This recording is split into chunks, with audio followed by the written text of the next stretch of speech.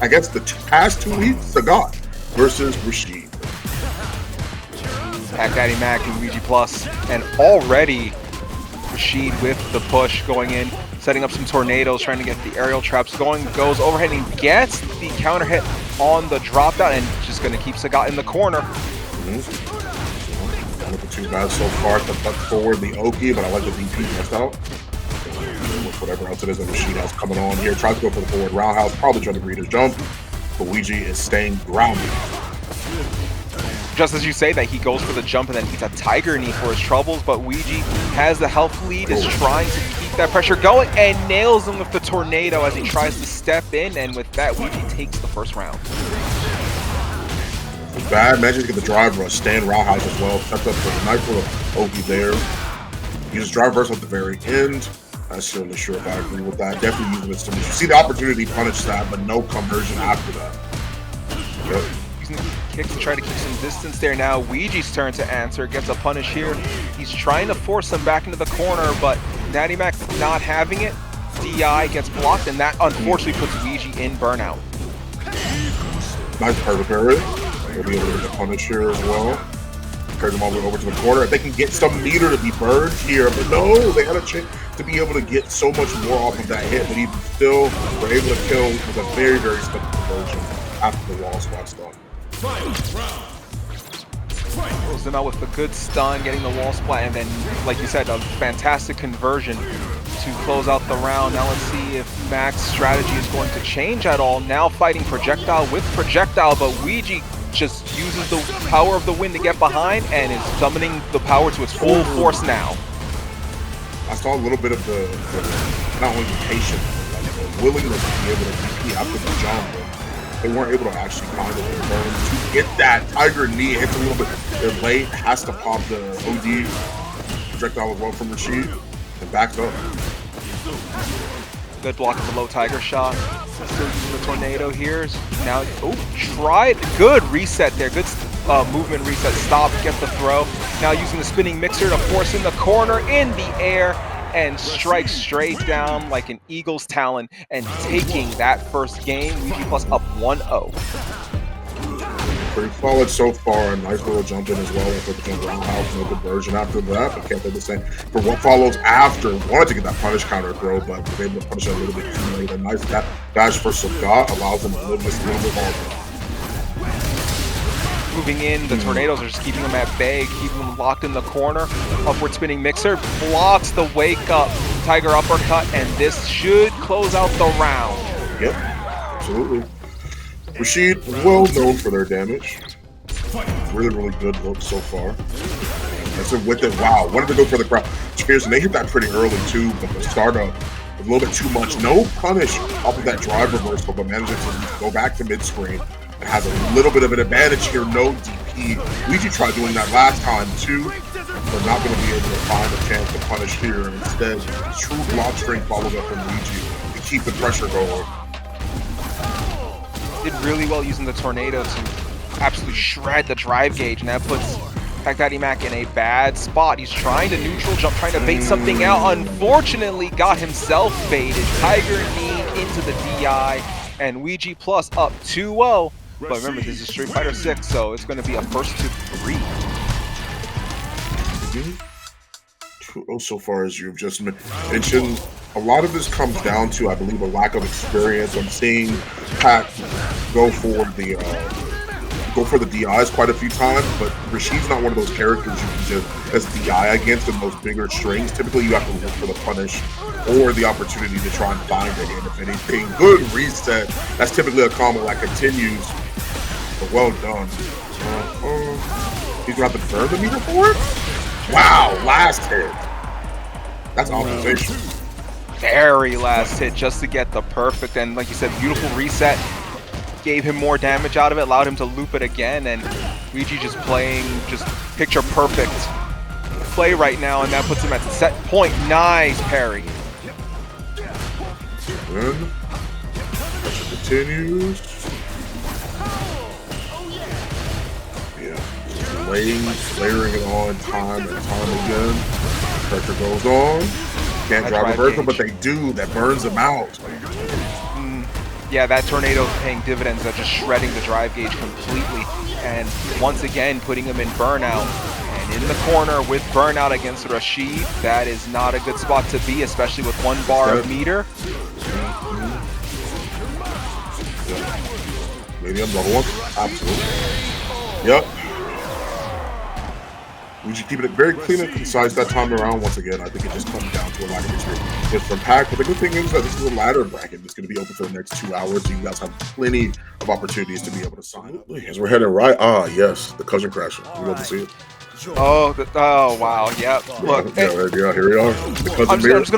I want to put this on record right now. If any of you saw any of those videos, any of those previous commentator stints where I was talking up Alex, no, you didn't. I was a different man back then. I was a different man. You know, when I was a child, I spake as a child. I thought I understood as a child. When I became a man, I put away childish things. This is where I'm at right now. Yeah, so, that's fair. That's fair. Oh, the perfect break as well. Oh, that's right. They do get actually a back turn conversion. That might actually be one of the better punishes in the game off of perfect barriers, actually. It's nice to have that like unique property, yeah. Broken. Good move. Throw again. Number 1 has to come out. Yeah. Can't keep taking out. No, he was in the corner getting throw loop there. He just had to shoulder tackle his way out of there. Oh, nice. Great tool to be able to use for people that are walking back. He's got a lot of tools. It's like I've only recently had to adopt like kind of like the Prowler and it's roundhouse target combo that leaves him in Prowler and allows him to be able to do a lot more. What a great little partnership. Yeah, right into the flash chop into the Tiger Driver. Tries for the boot, gets jumped over. Little pokes here. Like you said, it shows that they have to be a little more. I was right there. I was gonna say it has to be a little more committal when you're Alex, and that led to the punish there. A neutral jump into the heavy kick punish, and now trying to fight back from underneath after being burnt out.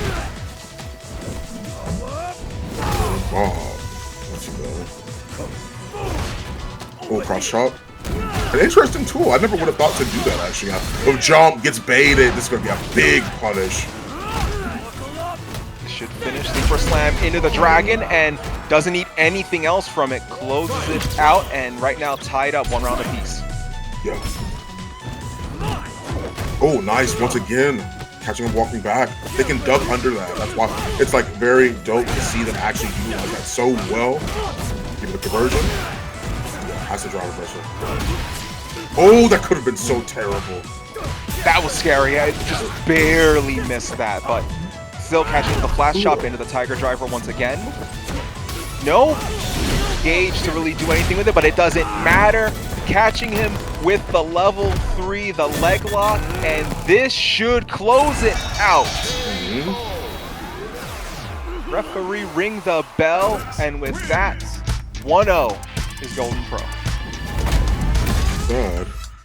I'm seeing, and this kind of goes like back to the all or nothing type archetype it was I was talking about. When Alex gets a chance to get a punish, it hurts bad, right? Yeah. But kind of what's really interesting about this is that I think when it comes to utilizing Alex, he is a character that, as I've mentioned about the all or nothing, something it is that's being replicated here. Once they get that hit, like you're seeing them kind of tear each other apart, regardless of who gets the knockdown first. Yeah, you see it a lot there. Oh, wow. Nice. Yeah, catching the knee on the jump.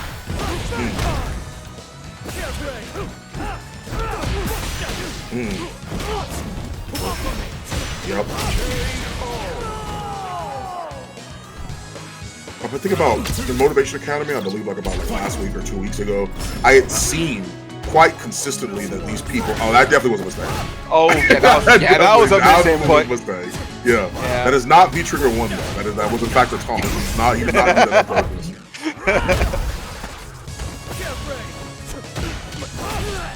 Over, good punish there. Trying to reach out. Oh, jumping knee overhead. Try reversal. The Prowler stance moving in, trying for the slash elbow, but doesn't get anything there, and now gets met with a drive rush for their trouble. Nice, Mr. John. Oh, he could have killed. Oh, no. No, he burned it without, too. Spaghetti all over the floor. Yeah, just all a mess there, but Garcia was able to kind of rectify that at the end, just whittled out his health and closed it out with one last poke, and with that, Garcia tied it up 1 apiece. Second fall goes to Garcia.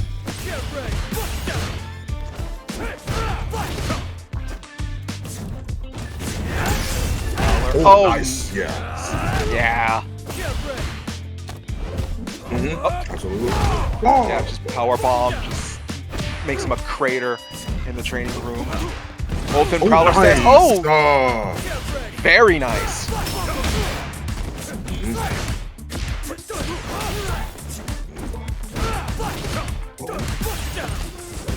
There we go. Got him.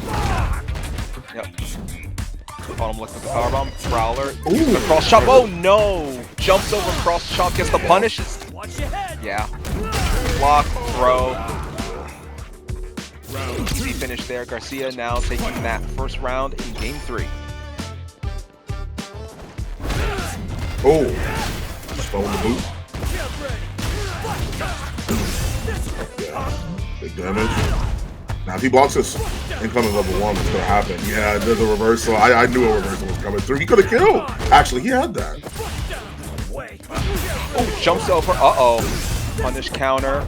Cross shot once again into Tiger Driver. Now turns of table. Now gets in the corner. Does not eat the bait. Doesn't jump into the knee.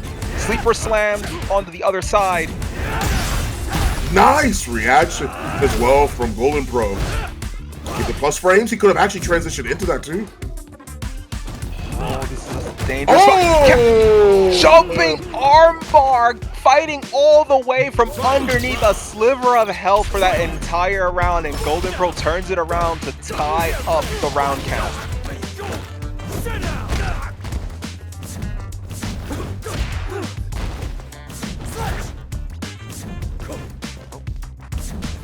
Keeping distance. Oh, there we go. Closing the distance with the jumping armbar. Or armament.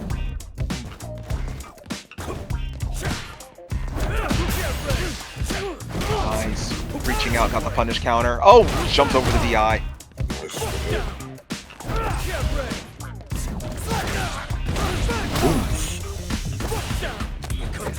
Nice elbow to the knee. Oh, nice. Sprawls him down, goes for the knee to the back of the head. Oh, the Paragon as well. This is just a lot of this is just a lot of back and forth, right? That's typically what you're going to see in these Alex mirrors a lot of the time. Consistent back and forths, different ways how they're going to be able to press their advantage while still maintaining that same kind of Alex presence that he has in these matches. Yeah, it feels very much almost like a tennis match in a way. Like the back and forth, the volleying between both. It's very much, you know, the different swings of momentum up until that previous round where GOLDNPRO came from underneath, and now GOLDNPRO trying to ride this momentum just a little bit more. Double trade there. You're going to get that you mentioned with mirror matches. Oh.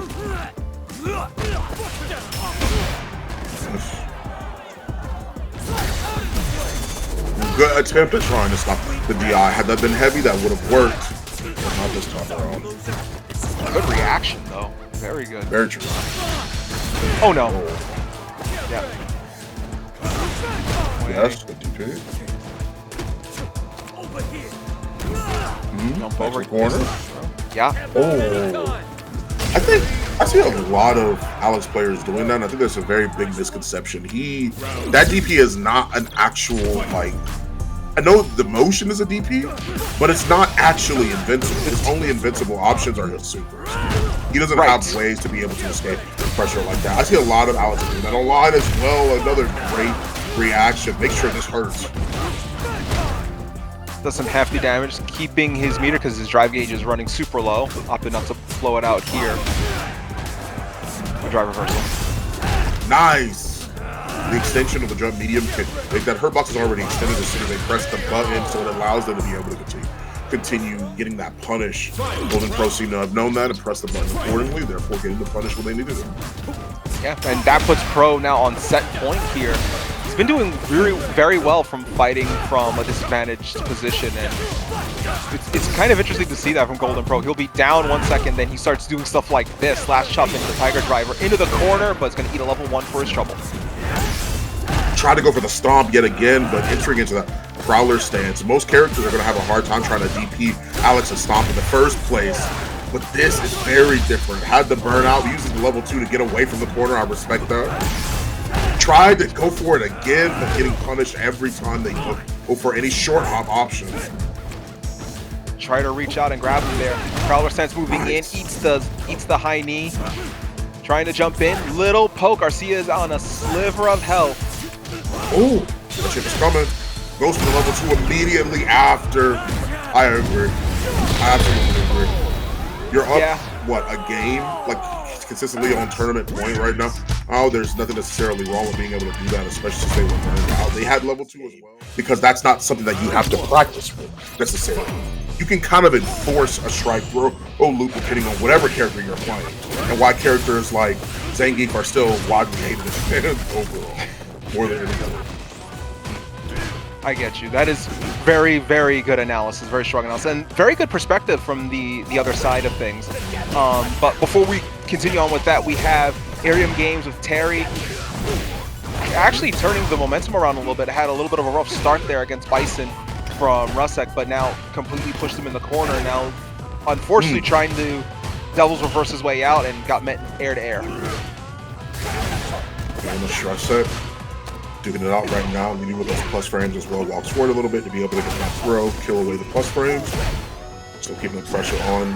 Good anti-air, huge anti-air as well. A nice little forward throw.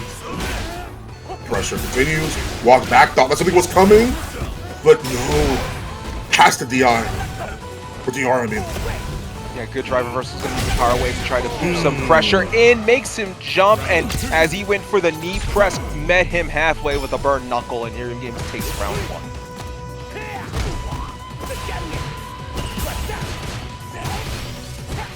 Good pressure here in the corner. And answers back. It's the knee press. It sets up the bomb.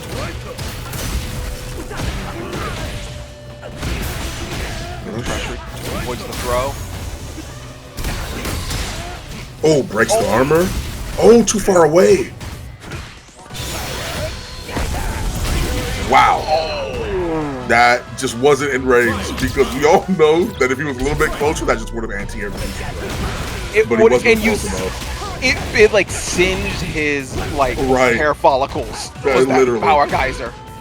It was so close to actually making contact, but here we go. Street Fighter 6 baby.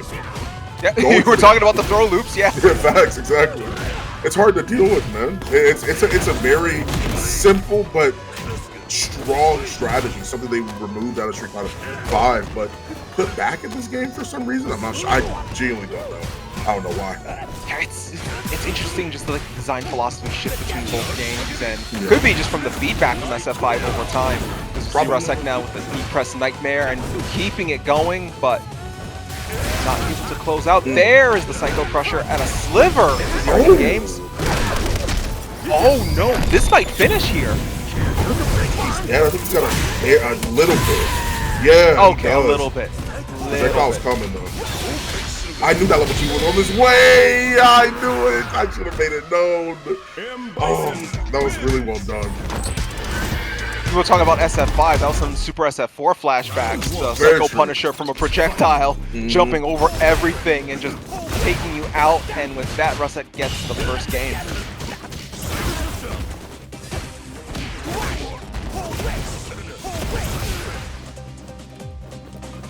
Projectiles keeping him at bay.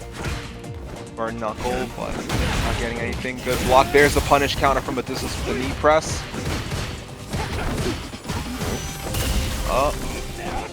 Nice blocking the detonation, but unfortunately, there it is. Little pokes here and there until finally breaking him open. Double throw escape. Oh, huge overhead. Oh, again. That was meaty as well. Yeah, he gets the conversion off of this. He can get it here. Nice. Good clean finish, double overhead, and that's that mix-up you talked about. You're in the corner. What do you do? It's either a throw or an overhead, or do you just stay blocking? There are options, and Bison is very good at making the most of those options. Yeah. He's got a lot of plus. Wow, that's the first time I think I've ever seen that. That was such a crazy punish that it actually caused the game to freeze. That's The game said, hold up. Yeah, I had to check if he was cheating. Let's stay on light off of that burn knuckle. I've literally never seen anybody press to try and stop a burn knuckle like that. The game did that meme where the guy puts his hands and goes, hold up, that punish was that fire? Yeah, right, Just stop for a second. Yeah, Rob. Nice. See it towards the corner. Oh, he right? No. He was in mid-move, yeah. He was pressing in.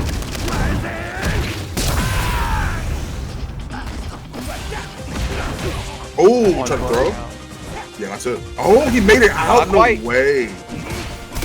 He did an anti-air. Didn't need it, but still, you know, scary situation there. Could have been scary for a second, but he only had a sliver of health left. Not much he could have done in that predicament, so.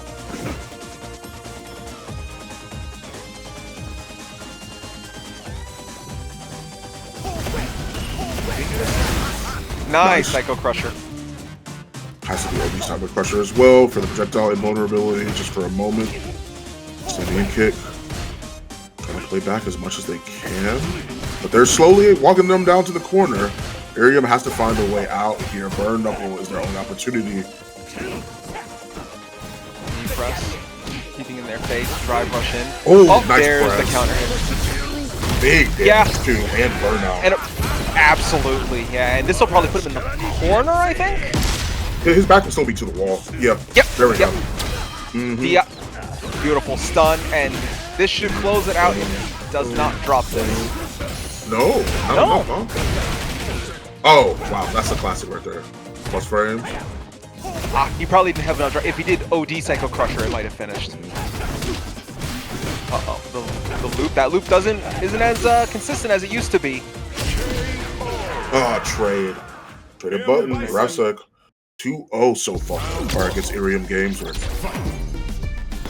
There's a lot of distance play between both of them, keeping more at mid-range than being up close. And now Iriam games drive rushing in when they get the opportunity.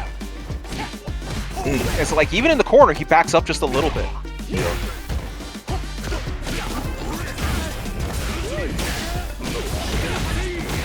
Head press, the knee press. Oh, nice DI. It's gonna be such a big punish. Yeah. Level 1. No! Whoa, okay. Oh, unfortunate. The level 1 whipping, allowing Iriam Games to punish with his own combo and then basically snatching the round from the jaws of defeat in that situation. And now they're on the board.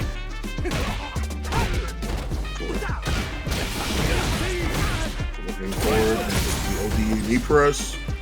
No drive rush there. Said letting the Psycho Bomb do its thing, but so many opportunities to gain their drive gauge back off of that Psycho Bomb parry. Thankfully, Rashid is ready for the DI, pops the level 1 because they don't want to be back in the corner against Bison. I understand. Yep. Didn't want to be back in the corner and also got rid of the bomb real quick, but Rashid looks at I don't need to. I don't need to worry about that. I'll just throw you and get you in the corner and drive rush, and this should close out that round. Rashid now on set point.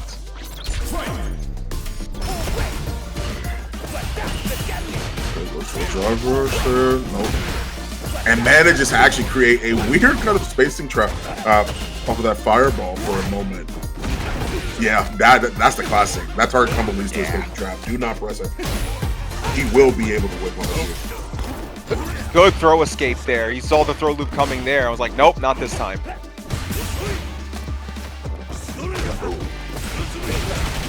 Nice. Okay. Crack shoot. Rashid burns out. Now Iriam burns out. Even on burnout, this is a dangerous spot for both boldness. Yeah. The boldness! Oh! Nice! He still can't reach it though! No way! No way! Yeah. I like it. I like that. He thought he had the opening, catching the low slide with the punish, and immediately pressing for the level 3. That was a good read there. He didn't have any other options, really, because at that point he would have lost the round. And it's like, you know what? If I when we see him, we will not, because it is time aim for Darlan and LeviHakai representing the squad yet again. Yeah, LeviHakai, you know, representing Elena, but we've made the reference before that this man is a revolver. He's a 6-shooter. He's got 6 characters in the pocket, so anyone can come out and all of them just as lethal. Nice finish. Nice little hit as well. Yet again, keep the pressure on. Waited a little bit too. They thought the shimmy was actually going to work, but it didn't. They just timed their button pretty well with stand medium kick, keep the pressure on, and that's what they were looking for. They did it before, closing it out. That whole round, keeping them in the corner, locked down with the pressure, and just kept going, kept using the Rhino Horn as they do here. Rhino Horn into Scratch Wheel. You know, old bread and butter Elena combos from the SF3 days, and they work today.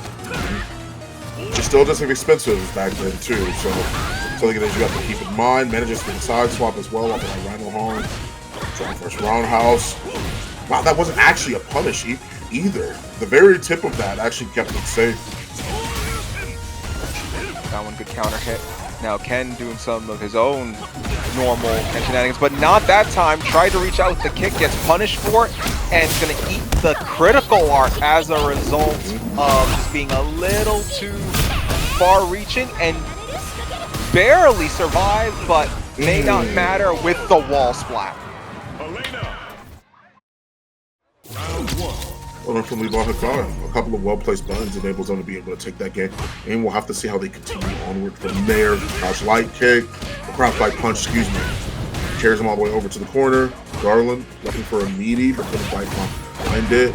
Levi is willing to press, and good awareness of knowing that was going to whip on the last hit. Good reversal there, wake up, scratch wheel, and now LeviHakai trying to sort of shimmy their way back and forth, trying to find the right space, the right reach here. But there it is, getting the counter hit, not going to try to push forward. Eats the wake up Shoryu off of that.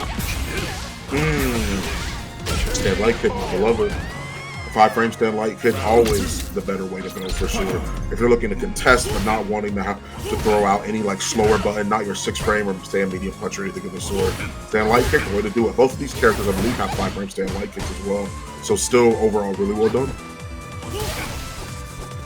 Hadoken's kind of keeping LeviHakai out. Can't really get anything out of those 5 frames. You can't reach them, and that's what Darlan seems to be trying to do here. But unfortunately, there you go. Gets the punish counter off of that, and now LeviHakai pressing in the corner.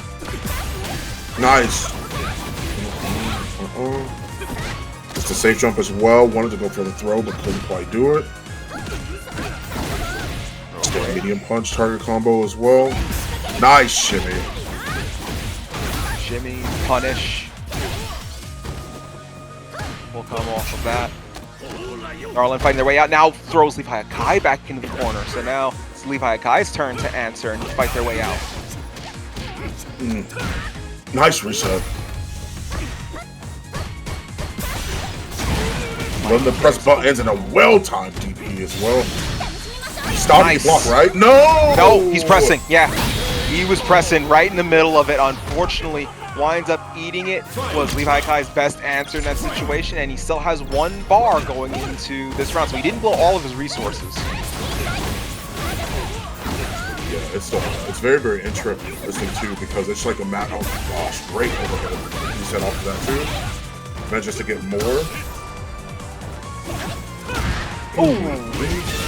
DP, yep, level 2. I like it. Yep. Go for a good punish there. Now LeviHakai, this should burn him out as well. Or come close. Yeah, close to a burnout. Oh no! Recovers in time. Now LeviHakai is in burnout. But now they're going to be able to pop their level 2. Death. Right there. Yeah. Does enough damage. So I looked back actually, and the counter hit actually was what ended up happening was that he actually sprint stopped, and that counted as counter hit actually. Really? He did not hit anything else. It was a sprint stop because he tried to bait it in time, because he was like, he sprinted to bait out the level 2 and stopped with hope that he could block it in time, and then did not get the chance to do that. Granted, literally he could have also just jailed into level 3. I thought he was going to go for that because Levi didn't press anything, and he didn't seem willing to use the meter at first, but I guess he didn't want to.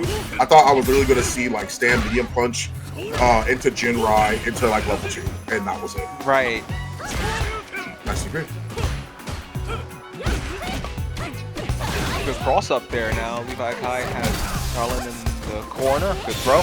Drive rush in. Yeah. Good usage of the super. Both just about even. One good exchange could end this. Nice shimmy. I like that. That was some Street Fighter neutral right there.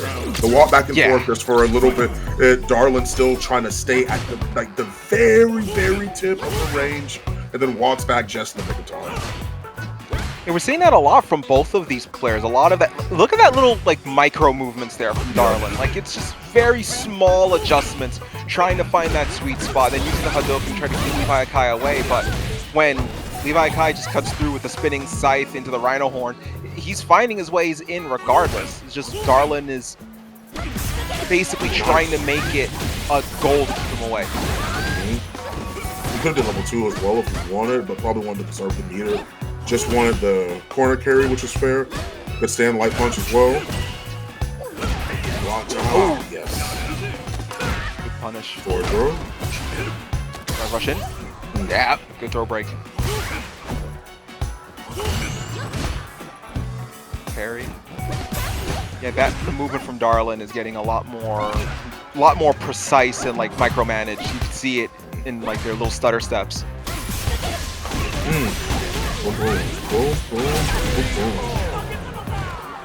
Well done. Yeah, I like it. And LeviHakai still has all their resources. They're going into set point here, so very dangerous spot.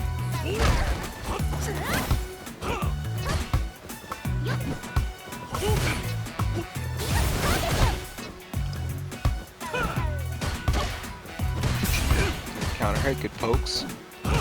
Darlan immediately stepping away. LeviHakai trying to reach out. Darlan's not making that easy. Oh, and then find it with a counter hit. So now LeviHakai has got that momentum shift on their side. Good throw to stop it though.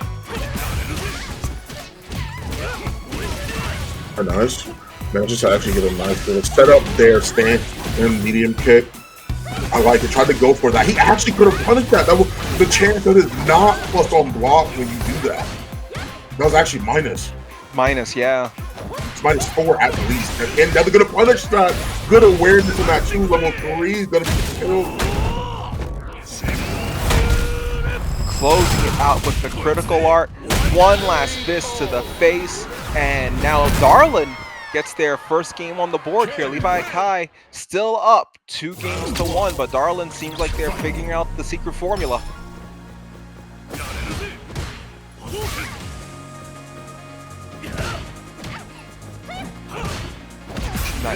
Nice catch the blow. Yeah, the patience is showing a lot right now. Yeah, that was what I was gonna mention. The patience and the little like reaching out for each other. That's gonna be the we talked about the patience. LeviHakai got a little jumpy there. Yeah. He could have killed if he did a sprint toxic. That would have worked actually. He would have been able to bring him low enough. Nice DP. There's tons of patience from Darlan. And right now, he's actually managed to slow the game down quite a bit.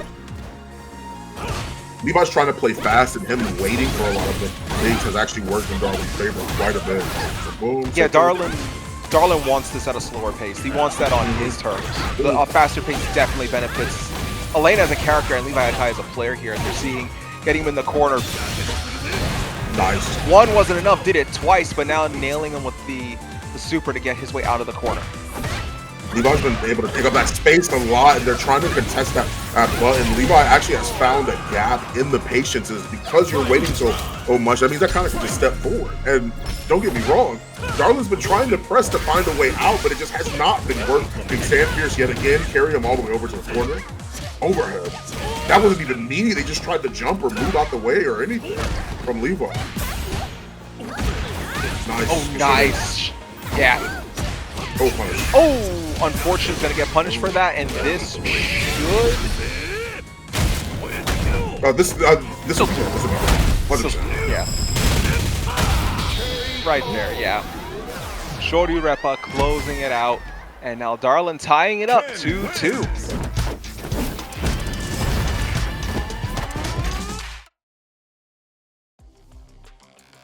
Uh-oh.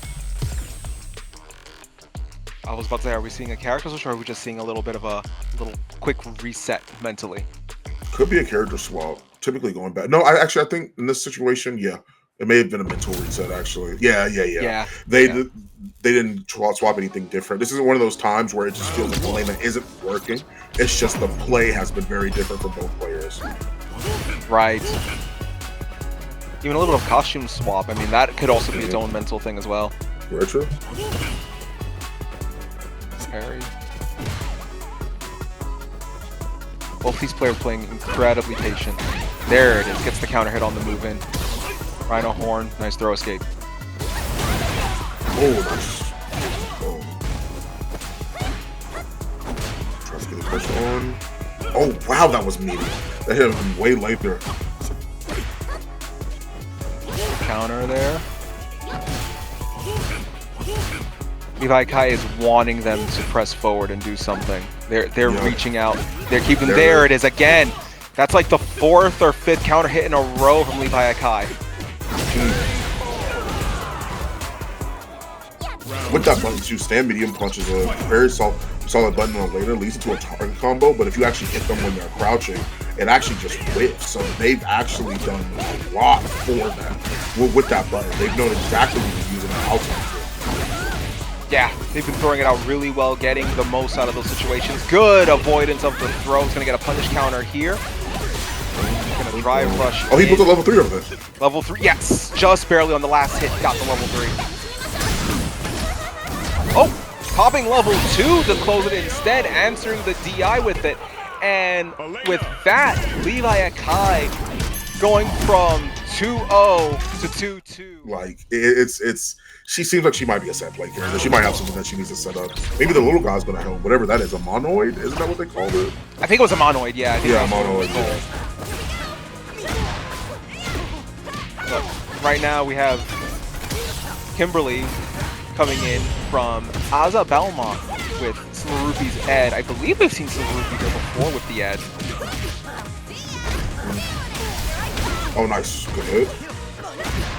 Oh, the homeboy Rupee, if anything. Good to see Rupee back in here as well. It's been quite some time since I've seen them side up for, I think, an online bracket. We played each other in a tournament, God, some time ago in Motivation Academy, I think. It was a long while ago.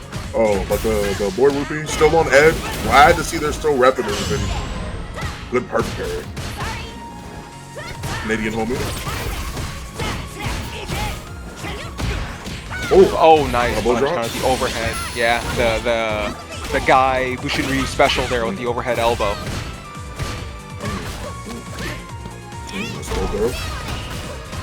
Keep the pressure on. Wanted to go for the shimmy, but Belmont didn't give him the chance. Goes for the shimmy yet again. Kimberly. But she has a really good walk speed even without herself being bugged. So that she's really good at shimmy. And what a great jump over chair. Barely avoided the uppercut, gets behind them, and with that, Aza Belmont is up 1-0. Like you said, Kimberly is already fast, like you said. Yeah. The buff she gets from level 3 just makes her faster, but she's already, I mean, she's a ninja girl. She's already going to be plenty fast in these sort of scenarios. Right. Guy was always like deceivingly sort of fast as well, so she's taken obviously a lot of that from him.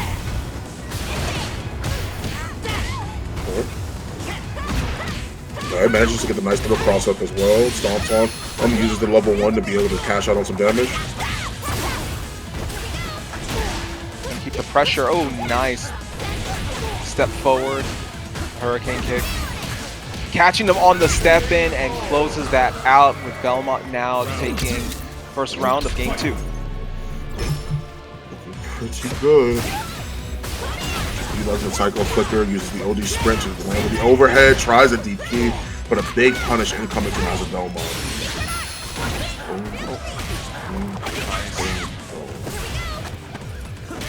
Oh, good throw catch there, forcing Belmont in the corner now, so see if they fight their way out. Kimberly has ways to get out of this predicament though, but Ed is good at keeping that shut down with the flicker jabs and the snatches. Yeah. Walks back at a really optimal time as well. That's the thing. Like, Kimberly does have good ways to be able to escape. of that. But with Ed, you always feel like you're in range. So that's why it's kind of difficult to know for sure where you should be going and what you should be doing. Like, she tried to escape. You see a lot of counter hits. She tried to move, but she kept getting flicked every time. Right, and in that situation, she just kind of poked out the mid kick to get their way out. But now SilverRupee just punishing at will, and this should close it out. Lift the level 3, turning Kimberly into an actual punching bag to round it up and tie it up 1 game apiece.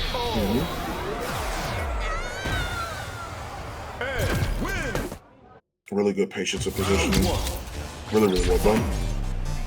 Yeah.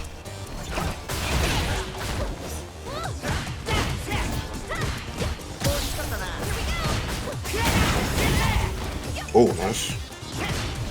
Very. Oh. Yeah. Ooh, good punish counter with the cross up. Now, forcing SilverRupee in the corner to set up the spray can, and this is not a good spot. Level 1, gonna do some damage here. Yeah, that is meaty as hell. Super meaty. Yeah. Oh, that could have been a crazy trade combo. The snatcher. Oh, this hit. Round 2. Fight. Oh, nice anti-air there. Good counter hit. Pressure continuing on. And once again, thanks to Sage Bryant for the $5 direct contribution. That's always incredibly appreciated, right? Like direct donation, those are already pretty good to be able to see. Like the Matcherino codes always help, and we always want some of you guys own those, but direct contribution, always nice. Thank you, Bryant. Yeah, it shows very much how you guys are appreciating these players doing their thing. So thank you for that. And we see SilverRupee, getting a little bit of extra motivation himself, closing out that round, doing some hefty damage there, tying it up 1 round apiece here. Good punish there.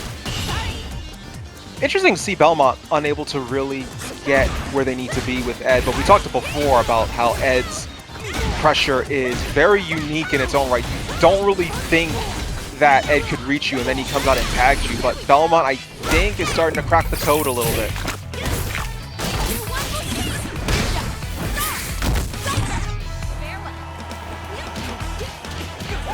Buffy overhead elbow.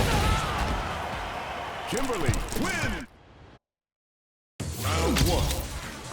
Fight.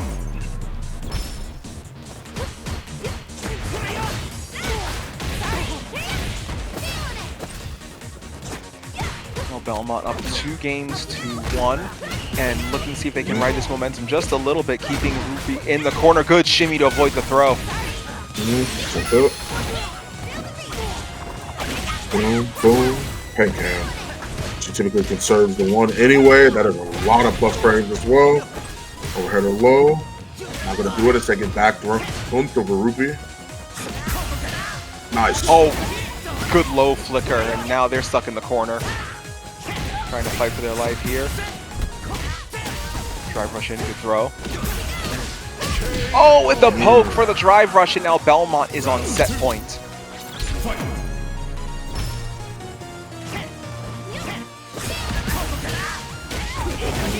Nice little conversion as well. Carried it into the corner. Double flicker to keep the pressure on. Crouch. Roundhouse. Oh! Yeah. Yep, that's a setup. Yeah, you have to drop reversal that. And now get the cross up here. Belmont has a level 2 here, so this could be scary. Gets the critical art just in time. Get the Tatsu. Ooh, there's the punish counter, and this should do it. Yeah. Popping the level 3, getting some good music on, popping on the cassette player, and just like that, Belmont slaying the vampire that is SilverRupee and taking that final round and closing the set out 3-1. I'm taking a look at the Matcherino codes here. Every time you turn it or shift the cube, it always becomes different. It's something more eye-opening. So that's why it's always super dope to be able to witness this, as we are about to witness a very dope-ass matchup. Rashid versus ENDER-Nephilim. We saw Rashid earlier as well. Yeah, Rasek also earlier going against Iriam Games' Terry. Now we're going to see them go against ENDER-Nephilim's Terry, see if there's going to be some changes in playstyle, even though it's the same character. But Rasek immediately pushing in with what they know to do, but good, perfect parry to force Rasek into the corner.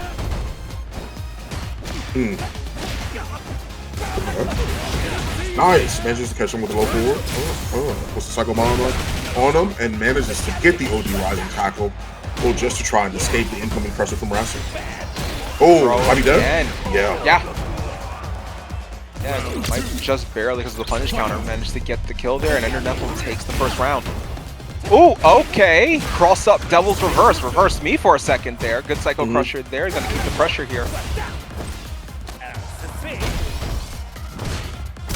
Throw. Nice head stomp.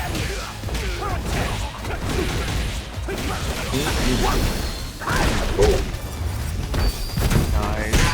Catching him all the way through into the level 3. To put Rasek in a bad spot here. Low on drive gauge near the wall. Good throw, and now he's burnt out. Oh, he tried to shimmy. Oh, no. Back to the wall. He's got OD Rising tackle. That's why he jumped again. He's trying to bait it. Rasek's trying to bait it the last time. Oh, no. The commitment that we saw before. The commitment that we saw before. Does he do it again? It worked! He was 4th frame!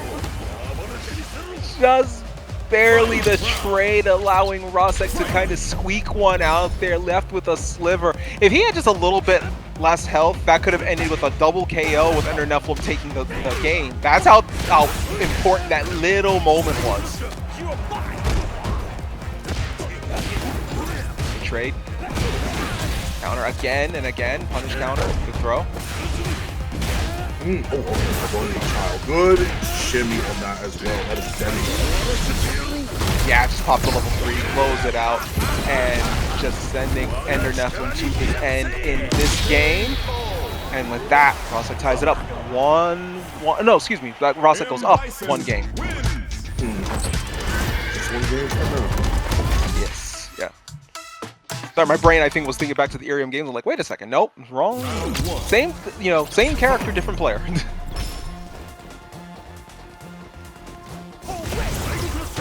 Oh, someone first. Try to overhand.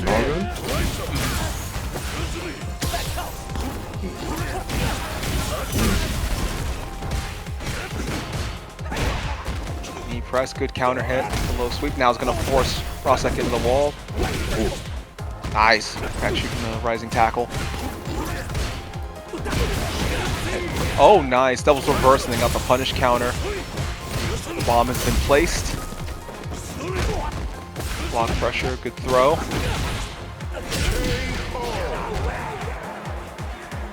Little scrappy exchange there at the end of the round for Rasek to go up 1-0 in the round count. Okay. Get the parry on the crack shoot, DI. Straight to the corner with you. Oh, perfect parry at the right time too. Trying to shimmy, thought he was over a throw. The block pressure that Bison instills in you when he places the bomb is very scary. Oh, nice. ENDER-Nephilim is probably going to cash out at least a little bit here. Yes, pop the level 1, get the kill. Nice. Now ENDER-Nephilim's going to have 2 bars going into round 3, so didn't have to burn out too much of their meter here. So good call here. Now let's see if ENDER-Nephilim, yeah, immediately just goes right for it.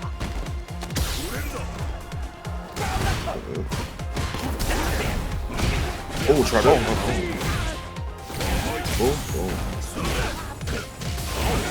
Overhead landing, the bomb is set.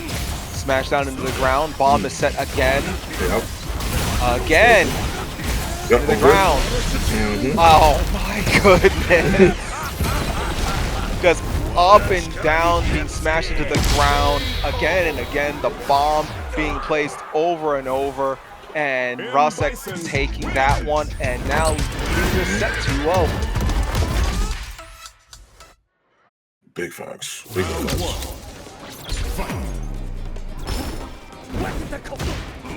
Oh. Nice. Kind of faking off the short jump. Rising tackle got punched. Didn't get much out of it, but Nephilim finding their footing immediately, forcing Rusek into the corner.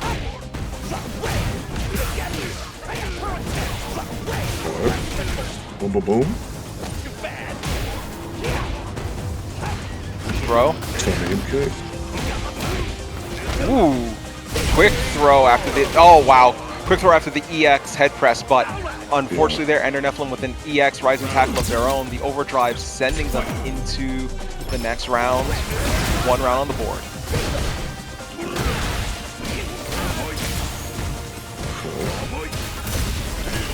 Pressure continuing. There's a forward throw as well. A great, perfect parry on the defense there from ENDER-Nephilim. It's the back throw. Good pressure here. Oh, the punish counter cross up. Bomb has been placed. Head press. That's gonna punish, yes. Flipped right out of it. Avoided the rising tackle. Psycho Crusher to close it. And Rusek is now on set point. Okay, nice. I adore you, y'all. Basically overhead. This is about to be so much damage. OD Stomp? No. Keeping it simple. Just going for the Oki there. Went for a shimmy attempt. That pressure with the bomb placement. Now slowing it down a bit, going further back, and now going to try to apply some pressure, but Nephilim tried to reach out with the burn knuckle, and that might have cost them here. Psycho Crusher into the level 3, and with this, Rusek takes it 3-0 with the perfect to close it out. Signed, sealed, and delivering those 7 golden letters to ENDER-Nephilim. Nope. Not looking too bad at all. Rusek once again playing incredibly well. Like, not incredibly impressive earlier when they were playing their earlier set, and still looking very strong. Get me out of this dream, Khalil. Yeah, thank you. I appreciate it, man. I appreciate it. I'm having day terrors right now. Day terrors for real. SigmaSagat okay. Not playing Sagat and Dreamblitzer playing Sagat. If named SigmaSagat, why not Sagat shaped? That's true. Exactly. Duosa, thank you for $15, by the way. Oh yeah, Jam Duosa, thank you so much, actually. Greatly appreciate it. Okay, this is a good opportunity because you wanted to talk about Sagat in this current season a while ago, but we never had an opportunity to circle back. But now that we have a player named Sagat and a player playing Sagat on our screen, this is a good opportunity for you to go over what you wanted to go over with Season 3 Sagat. Oh, that's very true, actually. Oh, doesn't end up getting the conversion, but this character has been a topic of discussion for like the past 2 weeks. I've been seeing a lot of people on Twitter being very unhappy about Sagat, not in the way that he is a bad character, but in the fact that he might be too good. I think he has such high damage. I think it's taken people time to fully understand what he has to offer, and that is fair. Fighting game characters are not figured out after 3 months. Sometimes they're not even figured out after a year, depending on who it is, right? And he is a very, very strong character. Super dope to be able to continue pressure with, and stand medium punches to the lower. Oh my god. Speaking of which, that was like 25 off of one entry. Yeah, the full charge, Tiger uppercut, blast him into the wall, and then mixing him up with the Tiger Nexus and taking that first game. Yeah, Sagat in the early days, like one of the things that was rough with him is his combo paths were so different from everyone else, and I think that took people off guard and immediately had people kind of write him off. It was like, oh, it's so different. He doesn't have like the typical drive rush loops, but he's got his own stuff to worry about. And Sagat plays differently enough to be relatively unique, but is also very strong in what he can do. Yeah, he has to drive reversal. He's going to be burned out. Might as well burn it on my own terms there at that distance. But you are going to win the fireball war. You got to find a way in. Especially right now on burnout. Good hold back here. Plus. I feel like the way Sagat plays almost harkens back to old school SF in a way. Like, drive rush isn't quite as prevalent as it is because it's a system mechanic, but it's not quite as prevalent in Sagat's playstyle to kind of get something started. It's a way to get in for him rather than, you know, you doing a drive rush loop, so to speak. Like, there's his loop. It's going into the Tiger Nexus.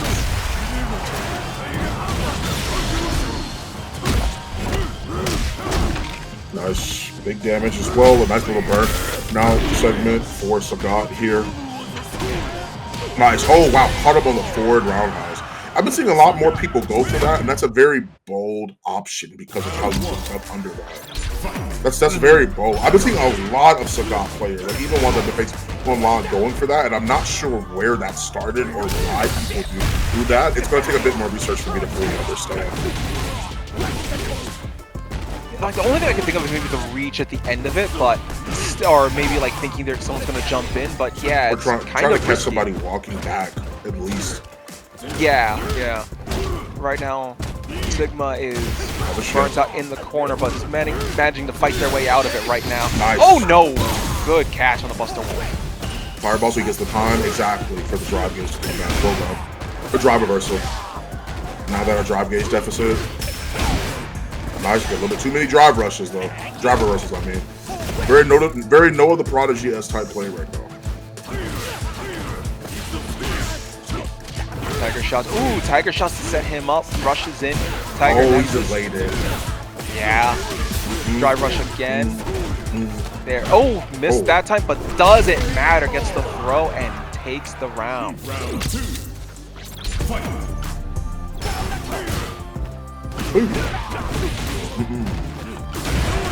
Nice, good DP, get away from me. I'm not feeling with that. Goes for the low. Man, normal. DP right back at you. Okay. Trading. Just EX shorties now. The Tiger shots. Just throwing them out. I don't know if I agree with that at all, actually. I mean, it wound up giving SigmaSagat all of his drive gauge back. That was an interesting situation. Maybe he wanted. So it doesn't matter. Yeah, he got him. Anyway, so could have been just a conditioning thing. Got him like comfortable to sit there and drive parry all those projectiles. So when he caught him moving in, it's like, oh, okay, maybe that was the goal there. But Dreamblitzer catching him with fear, so it's unbelievably crazy. And punish counters exist. They aren't like crush counters, but they're kind of close. Yeah, that's very true. Very close to that. Yeah. All that to say, I do agree with you about Iriam and SF6. I don't know how he would work with Aegis Reflector in this system, but right now, a character who I was confused for a bit on how he would work with this system, but is working like a monster, is Rashid, VG Plus here, showing off what he can do. So this is going to be speed versus power with Jimmy DR bringing the Marisa to the forefront.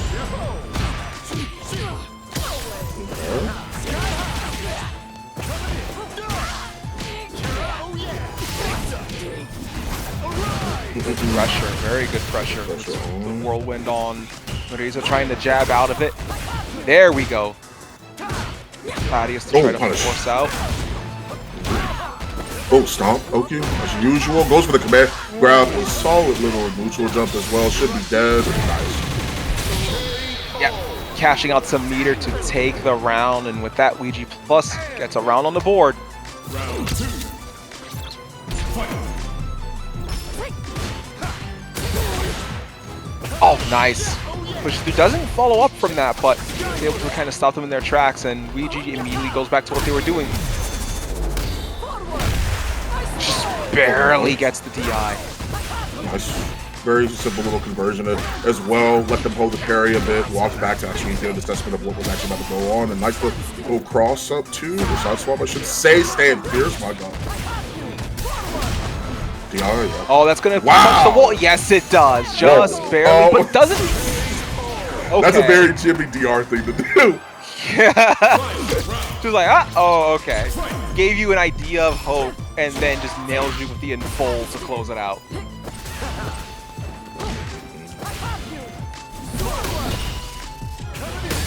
Nice. Push back. Gladius into the corner.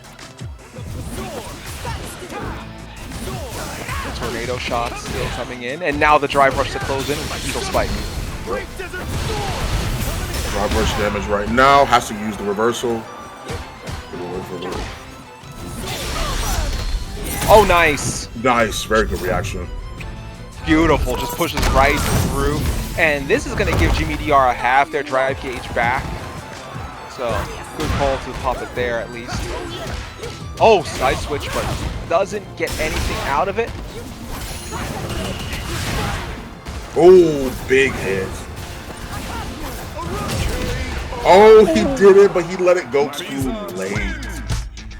Just like a half second too late there, like sending it flying and just gliding underneath Marisa as she came in with the jumping kick. And with that, Jimmy DR up 1-0 in this set.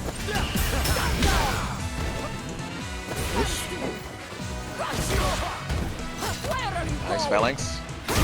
Oh, skill to into enfold. Where are you going? Strike dreams. Okay, nice. Manages to get the heavy spinning mixer as well. Goes for the crossover. Can't quite find it, but hit him with the look. Oh, still really solid. So well done. Maria's coming through. Oh, forward. Nice forward throw just to close it out. Had no drive gauge, just decided to throw out something simple.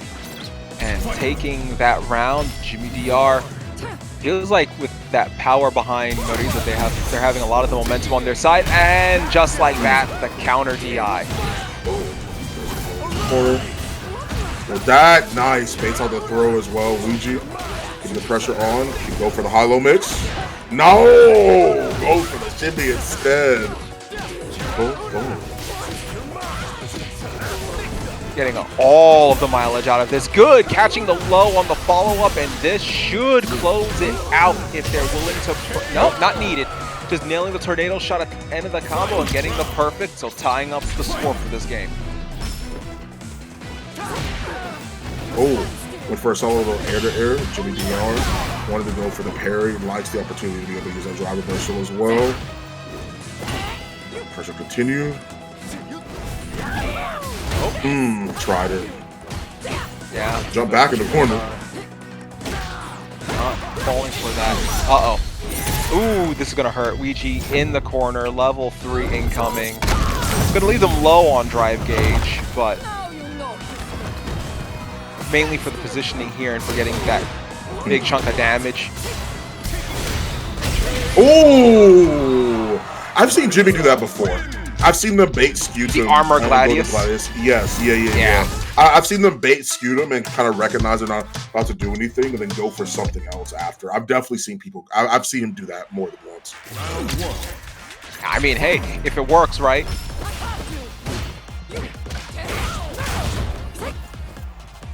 Karis trying to get some pokes. Oh, just shy.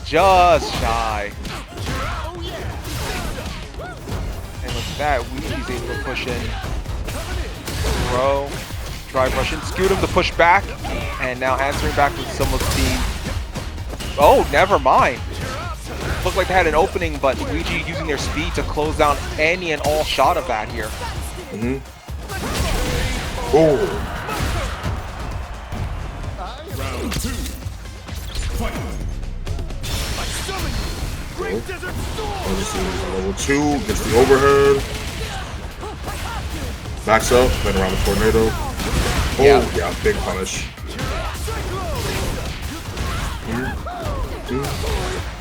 Trying to go for the overhead, okay.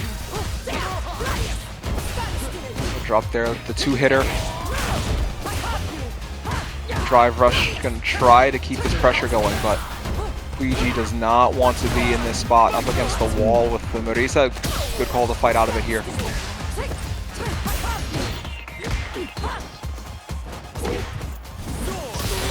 Oh, that's... Ouija's in burnout here. Oh, nice. The Valeria combo.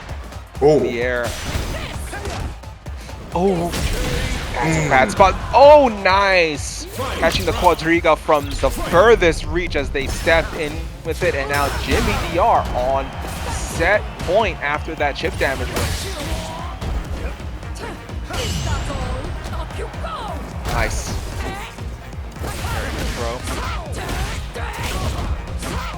Good poke here, good counter hit. It's gonna keep that going. Just following through again and again. There's a level 3 waiting in the wings too. Again with the drive rush, keeping this going, and that's gonna close it out.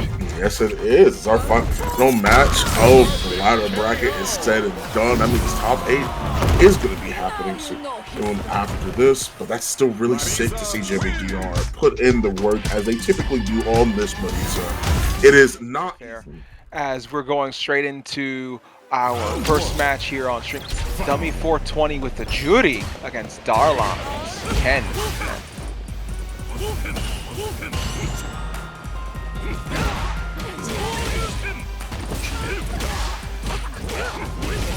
Good pressure here. The drive rush into the corner. Solid Ken B&Bs. Poke, poke, Shoryu. Drive rush in. 420 locked in the corner. There you go. Answering back, fighting their way out of the corner. Now gonna apply the pressure, forcing them back to center stage.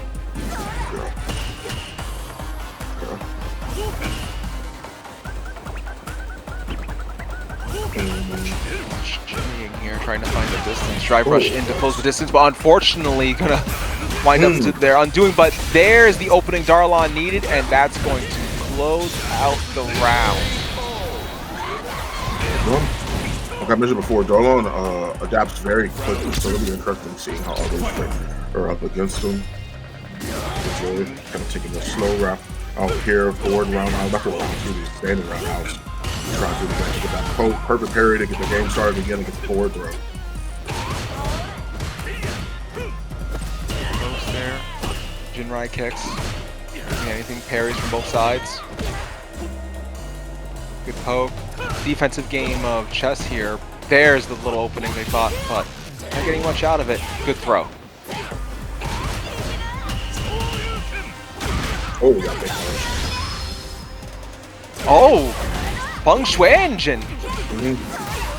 Interesting. Here we go. Combos have been opened up. We're taking a trip back to the Street Fighter Alpha days. Custom combos galore, popping off every single resource they had, and still got one resource left. And just like that, turning it around. Did they not change that in Season 3.5, the Feng Shui engine? So now she gets her resources in full, right? Yes. She gets them in full. Okay. Yeah, probably now incentivizing more usage of the Feng Shui engine, because all the ones I've commentated, I've not seen Juri use the Feng Shui engine, and it was used to great success here. And just like that, dummy 420 with the perfect to close out the round and take it 1-0 so far. Yo. Oh, nice. Good GP so far. Our forward throw for Darlan. Try to keep the pressure on and gets the low forward as well. Try to take his turn a little bit too many times. That means no slashing either. I've seen them in the online space, and especially in Paragon's bracket as well. I've seen them quite a few times. So. Good DP, the reversal. Very nice individual kicks. Target combo into Shoryu. Dummies in the corner. Oh, good grab there by Darlan. Oh, what a bad day to have good reactions. What a bad time to have good reactions. Yeah, just the reflex of hitting that, and then you could tell somewhere in their mind they're probably like, I shouldn't hit that. Throw break. Oh, try to press again. Oh, that's unfortunate. Yeah, it's unfortunate, but it's actually not the worst for dummy. Because they get the drive gauge back immediately. They don't have to deal with an onslaught. They're already back in the driver's seat. Very good. Yeah, good call there. Yeah, able to sort of get themselves back. That was a deep deep very deep. To try and point again. Oh my nice roll God. Back. Roll. Yeah, roll back to avoid the cross up and still 8 combo damage. Very good stuff here by dummy 420, tying up the rounds.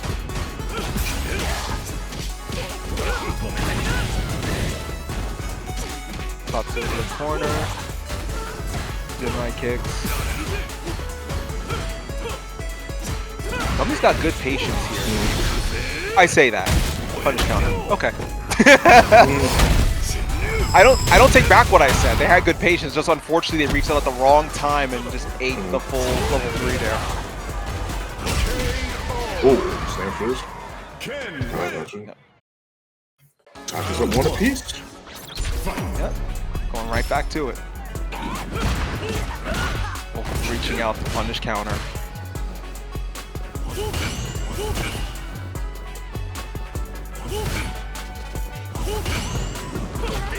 Getting blocked and parry, jumped in, eating some Jinrai kicks. Gonna be an approach here by Darlan. Yeah, there it is. Counter hit into the throw. Okay. So we're walking down, trying to Which upon the space that Kim's actually providing, that Kim's controlling with these fire, but was a great perfect parry to be able to see the pressure, tries the punish, but a bigger punish is on the way here.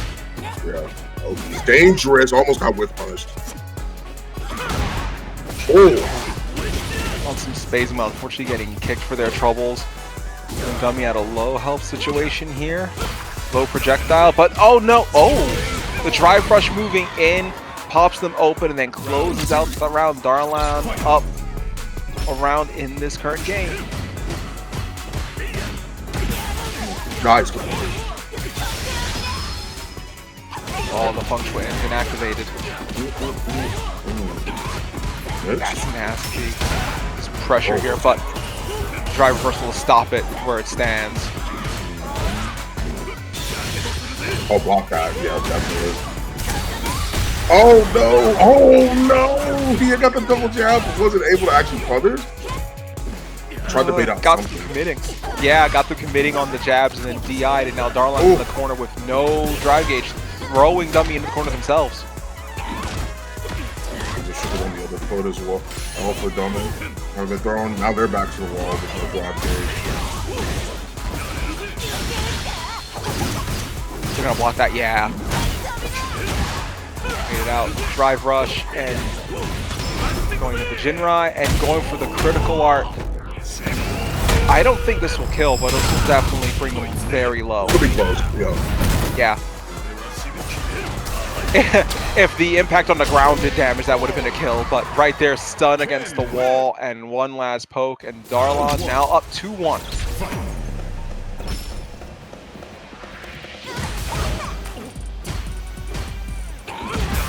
Oh.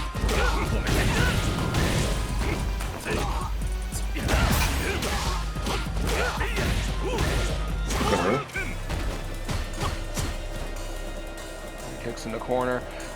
Dummy now trying to get Darlan to back up a little bit. Trade there, but that's going to go in Darlan's favor. Dummy not on good HPs. Trying to fight back out of it. Darlan with a good throw break.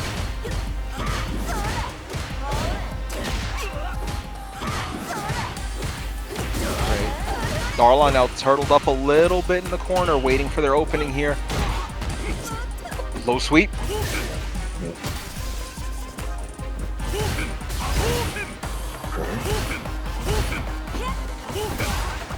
Blocking things as best as possible. Good jump in. They were looking for that the last time. Reset. Oh, that could have been crazy if they actually went for it. I think they could have built level 3. Oh, thought a DP was coming, but instead block press. Yeah, and unfortunately, you know, the shimmy with the throw getting Darlan in the corner. Darlan just doing the low jab to stop them on their final approach, and with that, what could have been a great comeback for Dummy 420 winds up going in Darlan's favor, and that puts Darlan on set point. Dummy 420 fighting for tournament life now. Oh, fair fierce. Yeah, and the crouch, so they get crouch suspension. Keep the drive gauge low, I like that.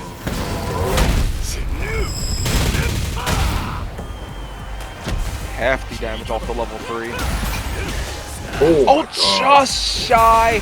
Dragon Lash overhead again, and come close. Doesn't get the kill here. Darlan has no reason to rush in on this. They have they have no drive gauge. Now Dummy Feng Shui engine drops the combo though.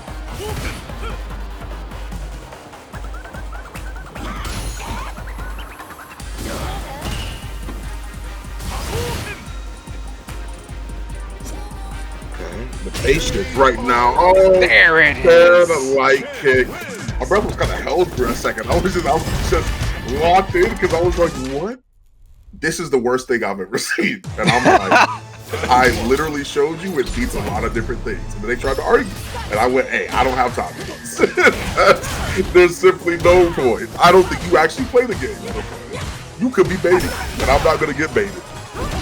It sometimes leads to education, and other times it leads to just ignorance, unfortunately. Yeah, but right now, ignorance. But right now we saw Jimmy DR just trying to knock the ignorance out of Iriam. That huge full charge Gladius there, but Jimmy DR rising tackle, getting some damage in here. surviving the rising tackle, gets the DI, and that's going to give Jimmy DR the round win over Iriam Games.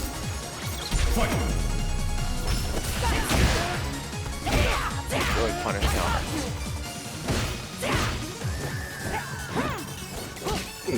Okay.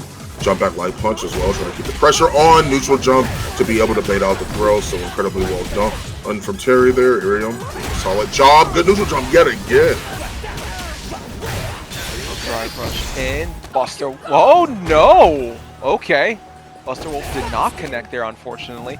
This gives Jimmy DR quite the opportunity. Again, drive rush going underneath. Oh, Jimmy DR gets caught staring at the DI and gives up the round there. Iriam Games tying it up. There were 2 to 3 golden opportunities there. Unfortunately, Jimmy DR unable to capitalize on them. Oh, nice. Supposed to get another neutral jump. Three different times. He's 3 for 3 on those. That being well placed, well managed too. Yeah, he's finding that time. Skewed them, throwing them back into the wall. Oh, try to go for a gladiator.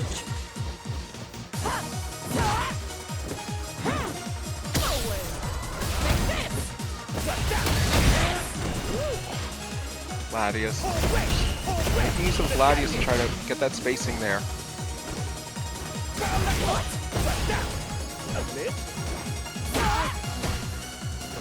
He's reaching out with the punch. Iriam Games backing up. A lot more caution from both players here. Reach out, DI doesn't get anything. Rushing in, gets counter hit. Now Jimmy DR is opening up a little bit, drive rushing in. Iriam Games answers back with their own and lands the critical art to steal one from the jaws of defeat there. Rising bang, full power, and Iriam Games goes up 1-0. Terry wins. Round 1. Yeah, heading right into the next match as well, going for a jump. OD Gladiator for any opportunity to possibly can. To find some damage. Jump back light again, a very common Marisa option, dude. Or jump back medium. Counter here. Good throw. Gonna try to keep the pressure here. Crack shoot. Trying to push Jimmy DR in the corner. Jimmy DR realizes that he immediately just starts swinging to get their way out, force them back to center stage.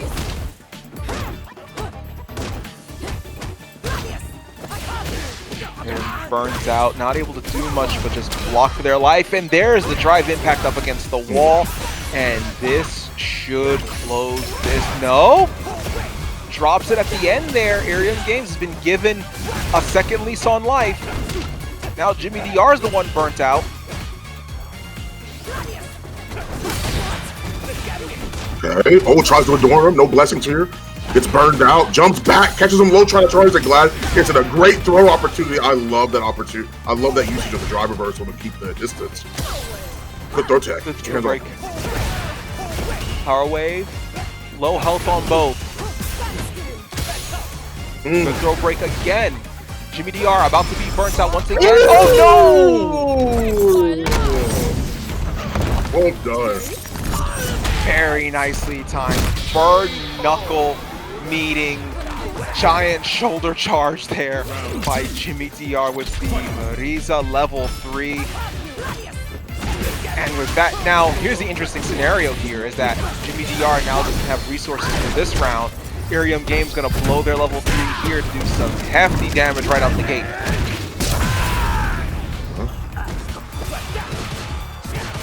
Pressure to 10. Trying to keep the spacing trap. There it is, the classic. That's the week 1 turn right there. Yeah. Sometimes, sometimes the basics still work. Oh no! Jesus. My HP. Just sent bouncing off the ground there. Oh my god. An even better perfect parry. Gets the Oki as well back. Just thought a throw was coming. Away. Now Jimmy DR is burnt out. Shoot breaks the armor.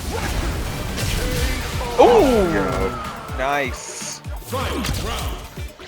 Very nice. Caught them jumping up, hit them with the power wave on the way down. Iriam Games now tying up the round count.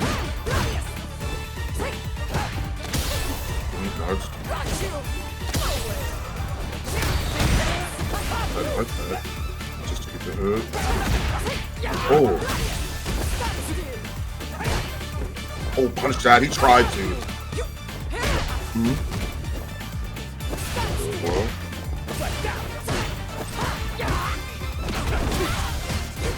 Good low in the crack shoot.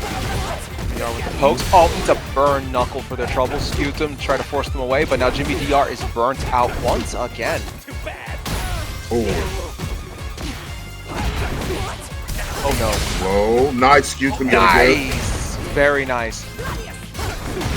Just barely. That could have been dangerous. Yeah. Oh. Doesn't matter at the end there. Called him in the corner. Some quick little punches. And with that, Iriam Games closing out 2-0. I was scared of the level 3 being at the ready while Jimmy was in the corner. Not going to lie. I was very scared of that.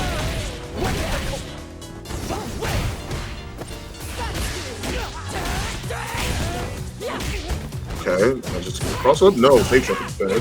Catch the back set. Throw out of the drive rush slowly. Try to push them back. Back below crack shoot. Some counters here. Nice. Got the condition timing for it. Yeah.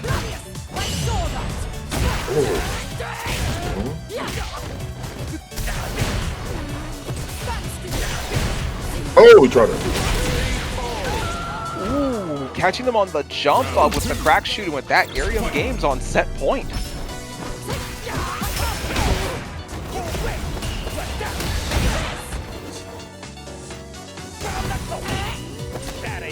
Okay, nice. Oh, it's hit. It's a nice little back row as well to the DR. The pressure continues. Stalks him. Oh. Beautifully done. DR using the crack shoot to reverse sides, getting Jimmy DR's back up against the wall, and now answering back with their own pressure. Oh, yeah. Sneaky move there, and that's there's dead. the triple geyser to close it out in fashion. Iriam Games taking it 3-0 against Jimmy DR, sending them to losers.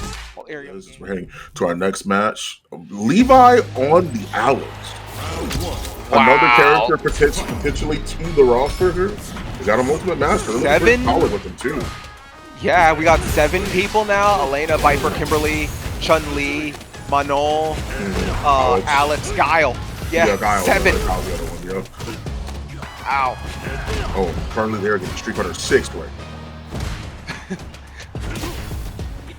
Alex is coming in here like, what is Street Fighter 3? Yeah, right here. If you noticed, what we were talking about earlier is kind of present there. Do you notice how Levi kind of had to walk out of the corner? He didn't do anything. The buttons are too slow. You can't really contest the same way. There he goes, yo. Now that time around, you are way too minus to be doing. Oh, yeah. Immediate press. Yeah, Alex doesn't get very much Oki off his stuff either. He could, with her crouch medium punch, I think that would have worked. Going for stand fierce might be a bit too overzealous. Good reaction of the DR.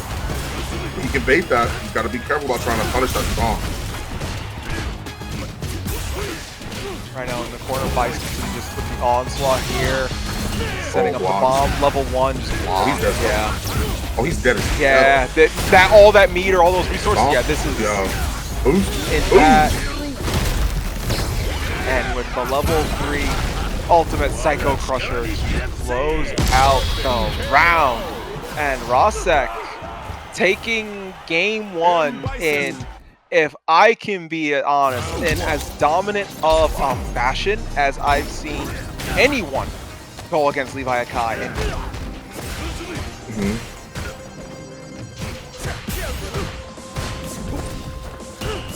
Oh, he could have actually went for something crazy. He could have gotten an SPD there too, or I mean a command grab more specifically. Yeah, I'm seeing what you're talking about here, the middle in regards to the buttons. It's like, it's very, like, I throw out one, don't throw out another. You have to carefully time what you're doing. It's very deliberate. It's very deliberate. Very much so. Yep. Oh, nice. Boom. No Oki off of that. Counter hit. Wow, he stayed in front. Actually, look, he was about to cross up. That was a good block from Levi. Very good block, but unfortunately both on burnout. to Ross's advantage there, and Ross takes the round. Levi has an answer now. Conversion. Yeah, he's ready to parry that. Nice. Very good knee press. Plus frames. Got him out of the command. Good that catch. That up. Yeah. He still stays in range for that. He can go, if he's looking for a conversion, he can go for stand medium kick and a crouch medium punch. That works after the counter hit. I don't know if that would have been too far away though. No cross cut. Thinking here so far. Prowler stance. Oh, Rosek waiting for nice Psycho Crusher. Unfortunately, on the wake up, LeviHakai answered back to take the round, but Rosek, that's still data. That's still data where he can take that and be like, okay, I can nail him with that when he goes into Prowler stance and move in as I see fit.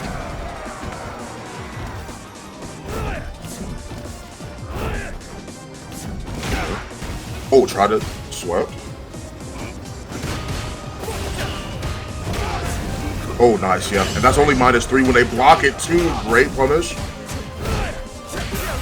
Yeah, that is plus. You cannot break him out. Yep, stay in the Prowler stance. Still safe too. Yeah, tried the neutral jump, tried to get something out of it. Now gets the throw into the corner. LeviHakai unfortunately doesn't have much on the resources. Good use of drive parry there to get them back. Throw. Oh, the overhead. Very nice. Catching the level 3 and the critical art choking him out, making him pass out to the sleeper hold. Alex over here with their best Gunter cosplay and sending him to sleep and taking that round and the game, tying it up 1-1.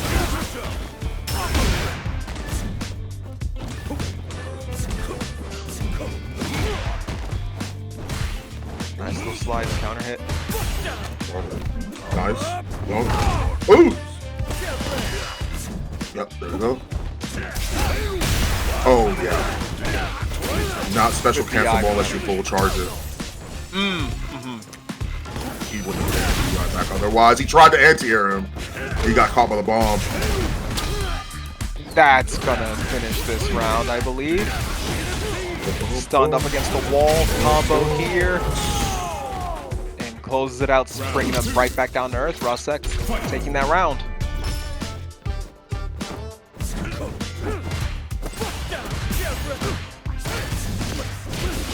Yeah, can't dash. You gotta find an option there. If somebody's willing to press, what I found the most success with, oh, nice. But no, it doesn't hit because of how he crouches and got the throw off of the parry right before it blew up. Oh, it's rough. 2 counters in a row there, but now he gets a punish counter. Good, perfect parry, and that's going to go into the punish counter here, and that should finish. Even with the damage proration, this should finish him off.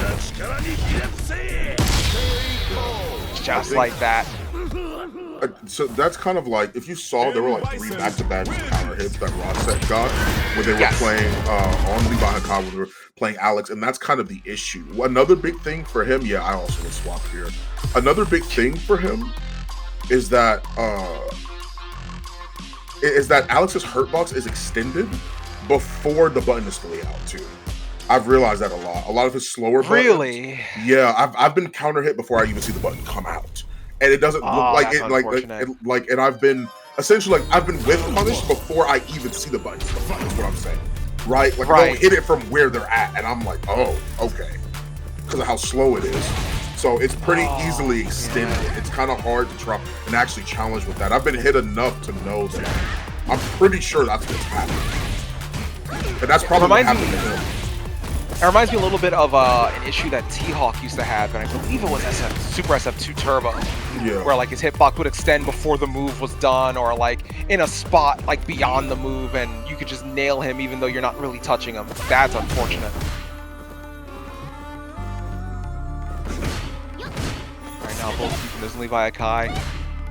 Like you said, you know, you would in this scenario, good idea to switch, going with the Elena here.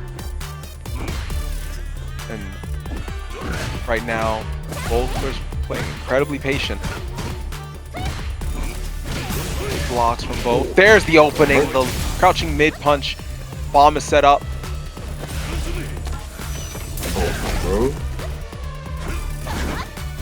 Oh, he almost got that actually off of the knee press. Yeah, it was very close, but unfortunately, just a split second off and maybe like a frame or two adjusted one way or the other, and Rasek takes that round, and Rasek now on set point. Yeah. Rasek, the timing that they have with Psycho Mind is just it's so good. Yes. Oh, grab that time because you remember the last time he walked up and the button actually. He actually was ready for that. Oh, he knew for real. Level 3? No, just take jump. Oh, he got him! Wow, saving the resources for the next round. You know, good call there. Risky, but paid off here. So now LeviHakai is going to come into this with full resources, but Rasek still on set point.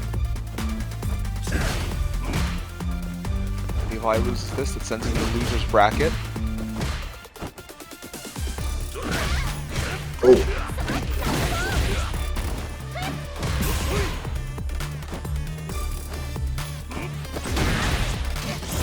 Very nice. Knee press. Nice. Oh, that's an immediate punish as well.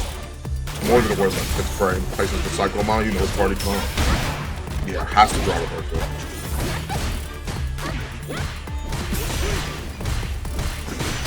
Rasek now on burnout, forcing LeviHakai to go into burnout as well. Oh, got him. Big hit incoming. Level 2. He's going to go for healing because he gets the drive gauge back. Yep. Yeah. Yep. Good call. That is a buff that she got this recent patch, and I think that buff is amazing. What a reaction from Rasek there. So Got them on the step in, yeah. Look at that damage, and he took the drive gauge.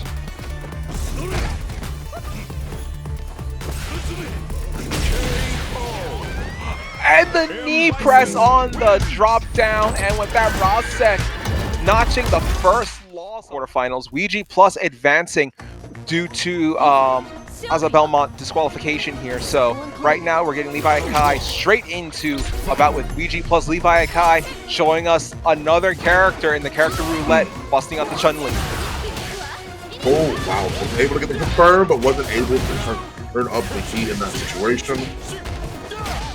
Yeah, that's an OP. Yeah, that is an actual setup too.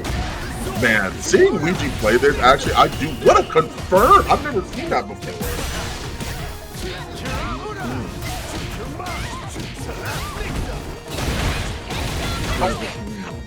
The speed at which Ouija plays out with Rashid is really something to behold. LeviHakai just catching them with the Tencho kick and just sort of knocking them away, while low health but moving in with the overhead, catching them looking. It's gonna kill. Nope, close. Oh, stepped into the tornado shot, and Ouija takes the round. Nice. Anti-air, measures to the 4 roundhouse as well. Forward throw. Good throw. Throw and return there. Now using drive rush. LeviHakai now burnt out. Going to be forced into the corner. DI is probably coming any moment here. There it is. DI stun, and we're going to open up. How many hits is Ouija Plus going to get here? Not a lot. Backing away, popping in level 2, opting for the mobility. Great answer to that level 2, honestly. Don't you coming right on through? Yeah, just catching up as he tried to use the mobility from the tornado and just neutralize the entire level 2 set play there. And LeviHakai just feeling the wind underneath their wings here. Nice. Pop level 2 just to make sure they can actually get that burnout. Really well done.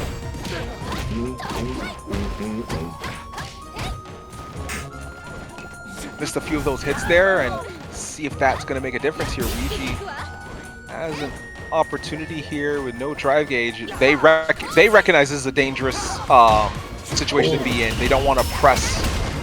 Oh, no punish though. Drive. Nice. The drive gauge was burned out. There's no punish off of that drive reversal. Unfortunately, yeah. You could tell Ouija knew that was a bad spot to be in, and were trying to like get their way out of it until the drive gauge came back, but LeviHakai just did not let them get that opening.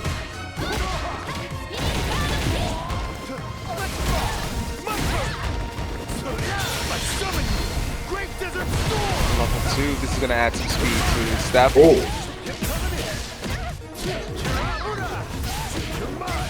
Nice tornado shot.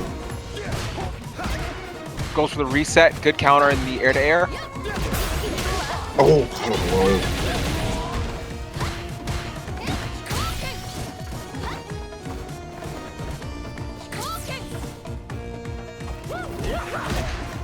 Oh, they keep going for the air throw. That's what they keep trying to do. Good block on the reset. Level 2. I mean, it's not a bad idea because it has worked before, but reaching out for it is landing LeviHakai into some hot water. Throw the tornado out. Ooh, what a reaction. Man, that was such good awareness. Very good awareness. Getting the wall switch, making Ouija eat the wall with the DI, getting them with the stun, and then closing out with the critical art. So LeviHakai 1-0.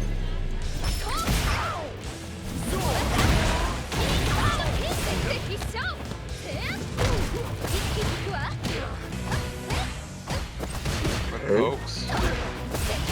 Yeah, they're holding on to this corner position right now. And baiting out the tap parry is a big deal too. Oh! Ooh. Caught the stand. Good mobility. Yeah. Yeah. Punish counter here in the corner. Spinning mixer. Spinning like a blender. Spinning like a top.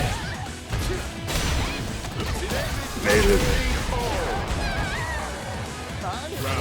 And with that throw, Ouija's taking that round. Very, very good set play there. Let's see if Ouija can continue this momentum. Eagle spike. Now LeviHakai in the corner once again, but this time it's the opposite corner.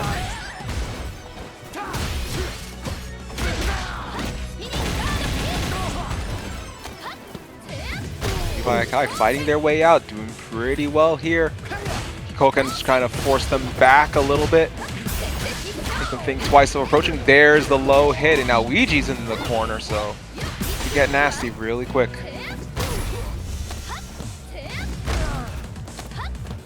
And there's the throw loop. Yep. We're playing Street Fighter 6. Gotta remind somebody, right? Just gotta remind them sometimes. We're playing SF6.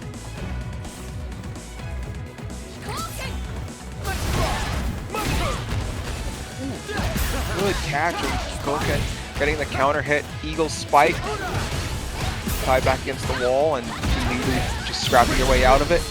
Ouija's not having it though. Popping the level 3. Do some hefty damage and leave them low on drive gauge.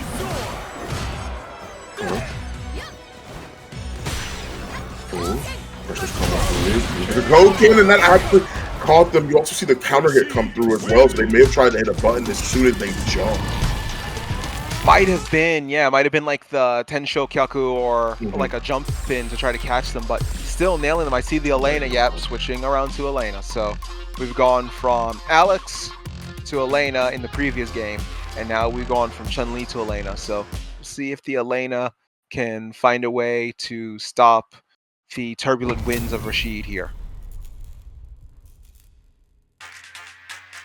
Definitely have some options as well. They have the ability to be projectile and vulnerable once the roll actually gets started. She needs 2 rolls to actually get the enhanced version of it if she does it without utilizing OP. They tried to mix it like crazy. Good blocks from Levi. Oh, nice game. Very good stick frame. Reminds me a lot of Akuma's where it's close to the body and doesn't give them much of a chance to be able to whiff punish you on it. Its stand medium kick works a similar way, and it also has great frame rate on it. Oh, the button. Oh.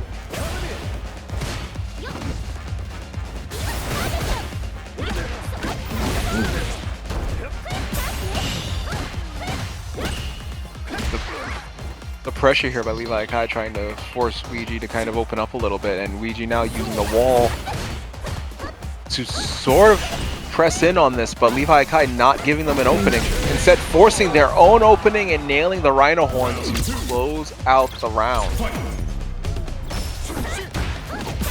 Oh, that's button.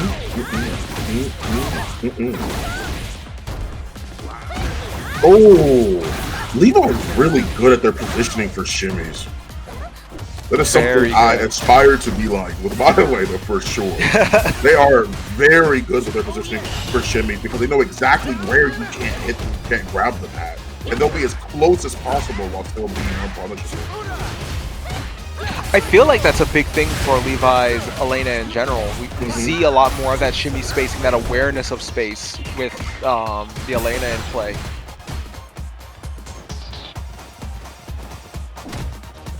Just going to back up a little bit. They're burnt out. Very familiar position for Ouija. He does not want to be here. No, it's too far! Oh, my no! goodness. What's worse is that wasn't even a punish. That was just a hit. Yeah, unfortunate time and placement, and Ouija popping their level 3 there. I'm not sure if the critical art was necessary, but in that situation, you want to make sure you get the. Excuse me. Level 2 would have been enough. You're right on the same it wasn't necessary. I don't know why they went to the level 3 there. Maybe because it might have been a reflex. Down, I guess. Maybe so. Yeah. Yeah, might have been just reflex, like level 3 to level 3. Might have been just that sort of reflex. Oh. Punish counter there, switching sides. Girl. Oh, meeting them off the wall jump. Good catch.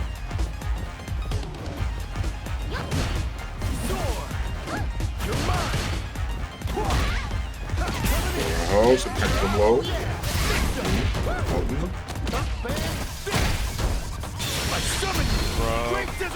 Level 2? No, not close enough. Getting up Give him normally. speed though. It is, you're right. So, oh, not alive actually. That throws a lot of damage on the back end of it. Yeah, I mean, it was enough for the level 2 to be out there to throw out the tornado and then send it flying using the speed to kind of catch up and then nail the throw. So Ouija was able to get that set play going, and now this puts Ouija in a good spot. But LeviHakai, we've seen them come back from underneath plenty of times.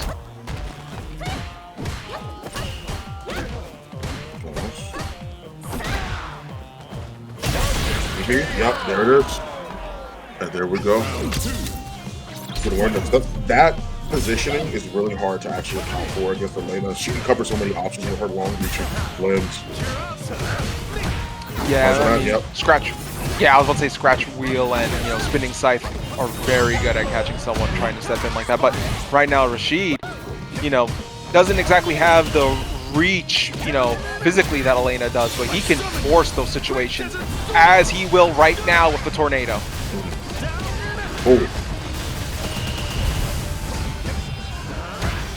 Oh, thought it was closer. Level 2? No, instead just with the side swap. Goes for the overhead.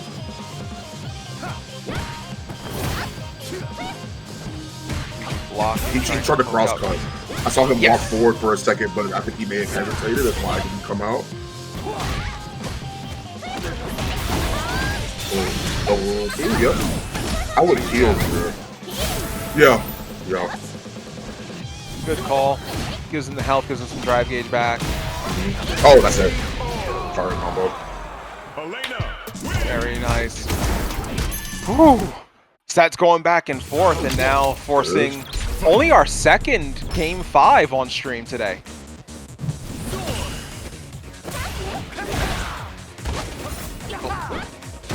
Nice catch and scratch wheel, but Ouija catching them right underneath, bringing out the cyclone and following the whirlwind, but right there with the throw to force Ouija back into the corner.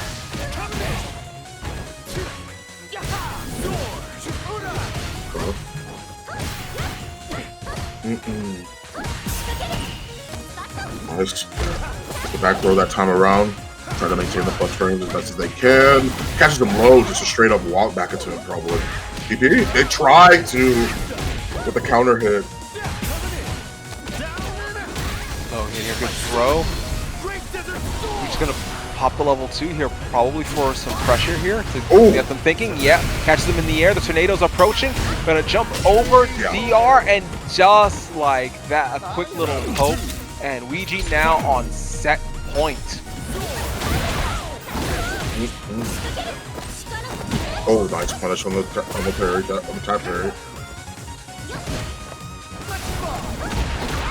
Yep. Ooh, nice. You could see Levi just measuring the distance with every little movement there just a few seconds ago.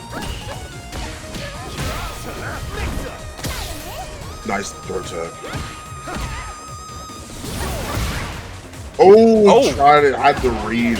If he would have went for the light kick route, I think I would have went straight through it. But he wouldn't have gotten a confirm off of it. Good DP to get out of there.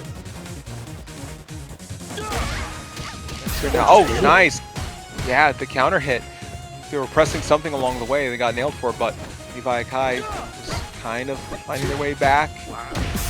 Oh, Get something. There it is.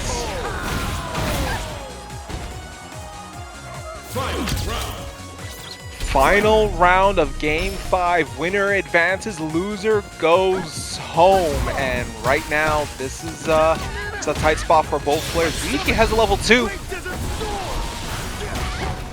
Give them an early advantage.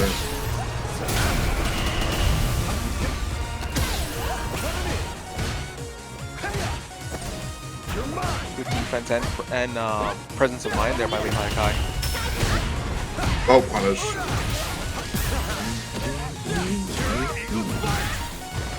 Little spike, gonna get some wake up here. Good throw escape. Counter hit. Tornado sent out, doesn't get much out of it. LeviHakai kind of pressing the offense. I think they realize Ouija's drive gauge is so low, so they're pressing that offense to try to get them to burn out. They are so close to a burnout. Ooh. Both players now so close to a Yeah. Yeah. There. Oh, what a confirm. It's a throw, but he's got level 2 in time. That's what he was playing for. Burnt out. Oh, that's it. Wow. Good. Wow, Ouija plus with the throw to close. Marisa, Ken, and Rashid in terms of who's left to represent. And now an Akuma. Darlan switching from the Ken to an Akuma this time, so probably wanting to fight power with power. Unfortunately, in 3 hit combos, that was 2/3 of their health, and this should probably close it out. Yeah. So the one downside with Akuma is Akuma always has lower health than most other characters in the game. In this game, I think he has the least health. All it took was 3 good exchanges for Jimmy DR to take them from full to 0 because of that minus 1,000. So, you know, it's scary, but Akuma can do this to you. So there's a good trade-off. Always a good trade-off for sure. These fights, all I know is these fights, because of the damage both these characters can do, with Akuma having the lowered HP as well, these fights are going to go fast. Oh, yeah. Look at that health bar just get evaporated. Jesus, he's not dead, but he's almost there. He's got one more chance. Yeah. He's still alive? Yeah, exactly. Oh my goodness! Yeah, that's what I'm saying. He's got literally one more chance. Marisa, win. They got a trade-off there just to prevent getting double perfected, which I respect. But man, Akuma with the low health deficit and Marisa with the power advantage there is just wild to see. 2 moves, that's half health. Yeah, I mean, that's the pressure of Akuma, or utilizing him in general. A character like Marisa, like, eats him for breakfast for sure. The matchup may be a bit harder, but all it takes is one good read or one good situation, and that's pretty much it.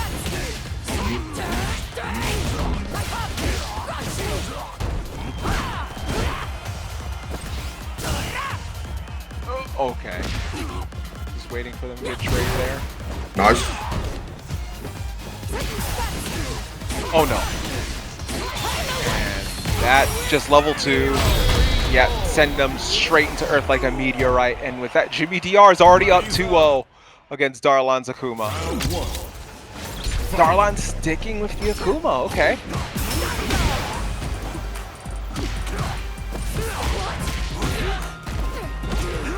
Nice tag there. The counter hits are coming in now in Darlan's favor. This time a punish counter. Another punish counter. Jimmy DR getting a little almost I don't want to say greedy, but the way they're getting counter hit now by Darlan. Darlan's starting to figure out a little bit of the pacing, it seems like. Maybe so. Tries to go for a conversion after that, probably, but couldn't find quite a chance yet. Pressure continues, gets the throw. Oh, throw again. What? Interesting. That's a Jimmy DR trolling for sure. This happens a lot. This happens a lot. Oh, almost got the trade combo, but that's it. Level 3. Go for it. There it is. Level 3. And with that, Darlan gets a game on the board here. Akuma. And that we're already on game 4. This has been rapid fire with these two characters.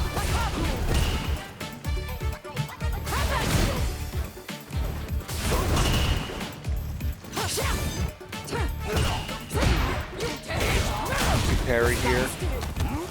Macaris. Now, oh, nice. Darlan with the throw, switching sides.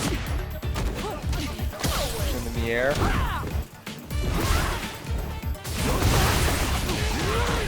Oh, nice. Auto into the Tatsu. And going into the Tatsu again. Chop. Gladius. Oh, drive rushes into the Shoryu EX. And with that, Darlan starting to mount a comeback here. Oh, nice cut the cross up. Very nice. Tatsu trying to get some wall carry. Where are you going? Strike rings.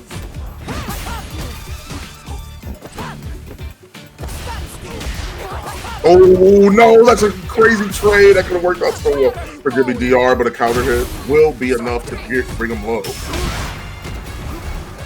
Reversal, good way to get out of there, but no, just punches clean through the Hadouken. Did not care at all about the projectile, and with that, GBDR is on set point.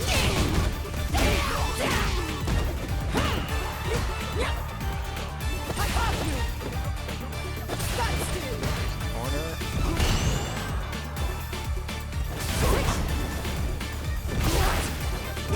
Towards the air Hadou, gets hit with grounded one.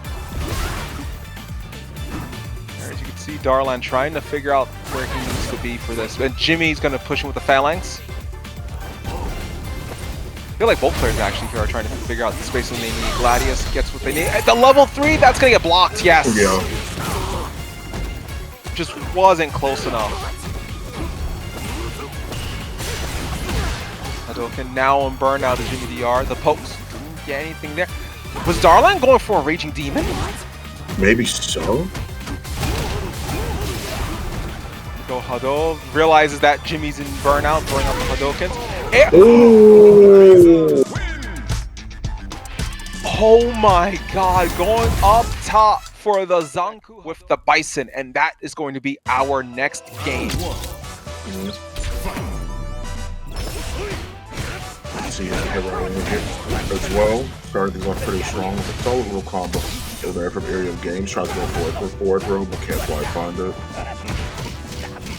Cross out. Just throw in the corner. Doesn't go for a second throw, just starts trying to pepper in the strikes. Oh, tried the throw and is not getting punished for it.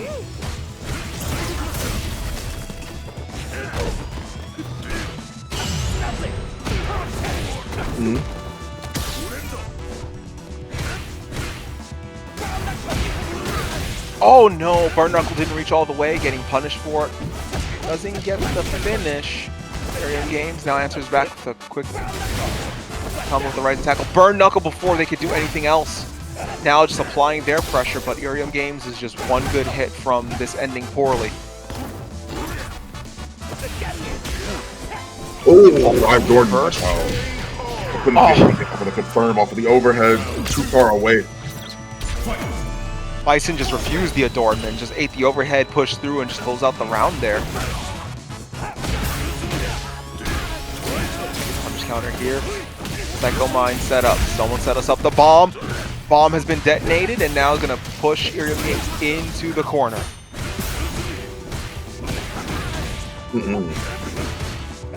Pressure continuing on.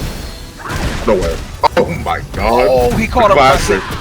Yeah, he caught him in the flow of the back and forth, the turn taking, and just immediately stole back the turn with a level 3. Oh, Nope. oh yeah, the big damage incoming. Oh, he dropped it. Unfortunate. Yeah, it's coming. Oh, the knee. Seemed like an interesting sequence there where we talked earlier about 3.5 removing Terry's crack shot loop. And it seemed like that threw off Rosek's timing in that situation where he was burnt out, and it kind of threw off like, okay, what can Terry do now? He's not doing the crack shoot loop, so what does he do? Right. And I think that threw him off a little bit there. Now rushing into EX Rising Tackle. Oh! Nice! Play well on for Big Perry. Gets the OD knee press as well. Cycle Bond on him. Party time. Dispersed it with the light punch there. All you need is that quick little jab to get it off you.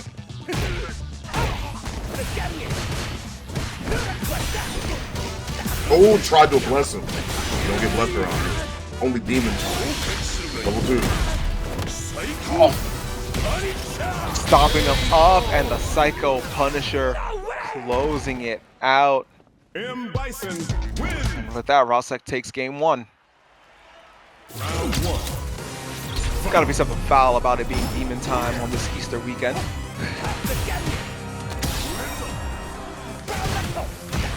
Oh, punish that? Yeah, absolutely. OD knee press, here we are yet again. Puts on the Psycho Mod and it's party time. Also plus frames. Stand medium kick. Oh, nice. Catching him just the last minute there now. Ooh, Iriam's burnt out. Rosek's got meter to burn here. The drive gauge popping the DI, and this. Oh, okay.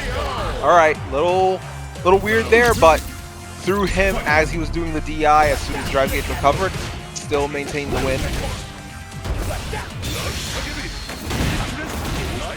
Nice knee press nightmare, catching him off of below.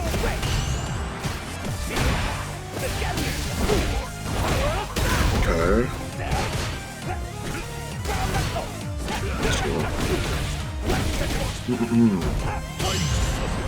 Oh, good parry.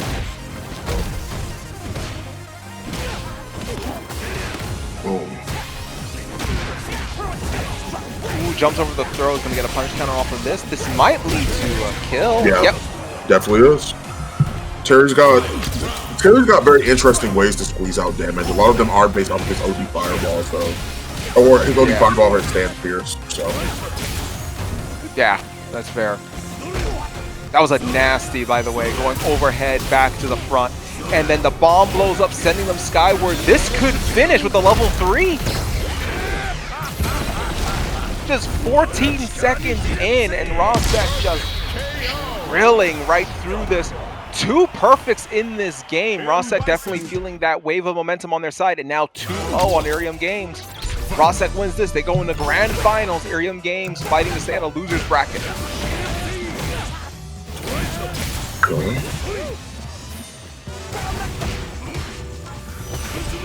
Folks here. Okay. Parry the bombs. Anything else? Oh, stomp on him. Oh, avoiding just for the nick of time as well. Tried to utilize the DI. Doesn't have an opportunity to be able to count back with it. Can't punish because of the burnout. Back throw.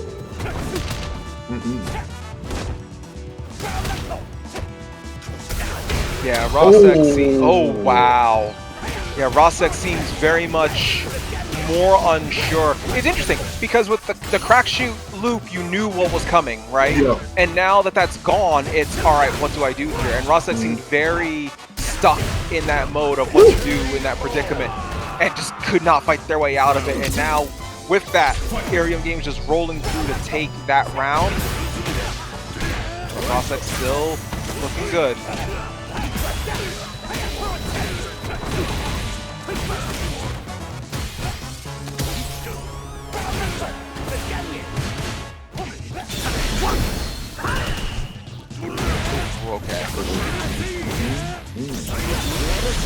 Crusher.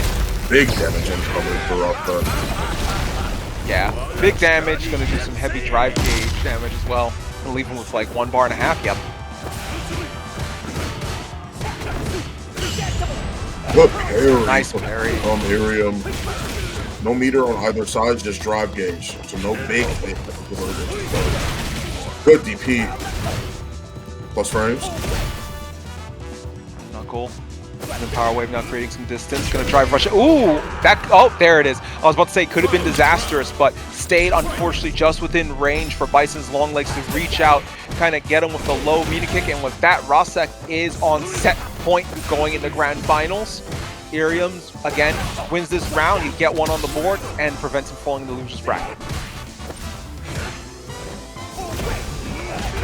Okay, try to jump in, low forward. Patience from both sides. The Cherry player's going to wait for so long before that burn knuckle starts coming out. Good throw. Again. I don't like the look of this. I don't like the look of this. Okay. He's up on the throws. Going back with the offense. Up against the wall. Gets the level 2. And just like that, closing it out. And Rosek 3-0 on Iriam Games, going to grand finals. Low HP. Just a quick set of rounds, and now we're going to see Jimmy DR going up against EG+. Now, I feel like we've seen this match earlier in the ladder as well. So I remember talking about speed versus power with these two. So this, yes, yeah. We definitely have one obviously faster than the other, but both of them can deal big damage, provided you give them the right opportunity. A great perfect parry to Jimmy DR. Oh, nice drive rush there. Yeah, that's a trade. Oh, no, we didn't get the trade combo. You have to be careful about that.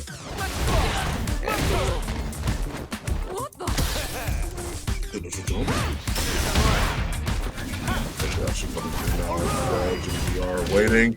Tried to go for an air-to-air option, I know. But I hit on the way down. Oh. Nice. And stand fierce. What an option. Great awareness. Very good awareness. Just meeting them where they were coming and just catching them as they moved in. And now Ouija is just unfortunately trying to whittle down Jimmy DR. And now Jimmy DR with no drive gauge. So this is a good spot for Ouija to be in.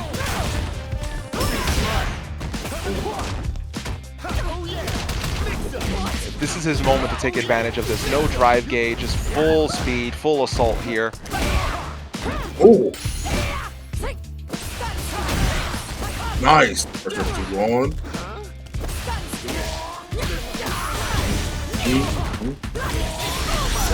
Oh, yeah.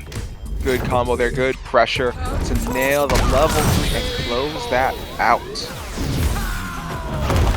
Now you know history. Oh, you know. Marisa wins. Oh, it's out, sealed and dealed for the first game here, but we still got potentially 2 more to go unless Ouija can turn things around.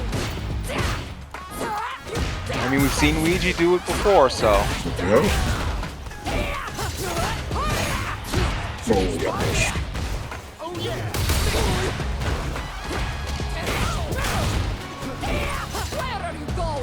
Beta. Oh, catch them with the unfold. How much they can do here. Oh, That almost was a punish. That would have been something, yeah. Oh, but now she's kind of screwed it. Yeah. Pressure in the corner, spinning mixer. Right. Oh, she almost made it over it. But versus too thick. You can't jump over So close, yeah. Spot on the back end. Oh.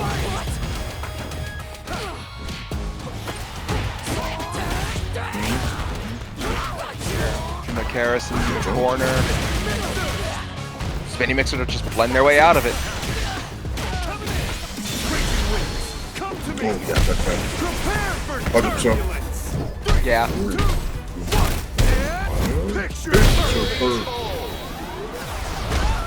And then just like that, we were talking before, Ouija, you know, is able to fight their way out of these bad situations, and just like that, 1-1, tying it up.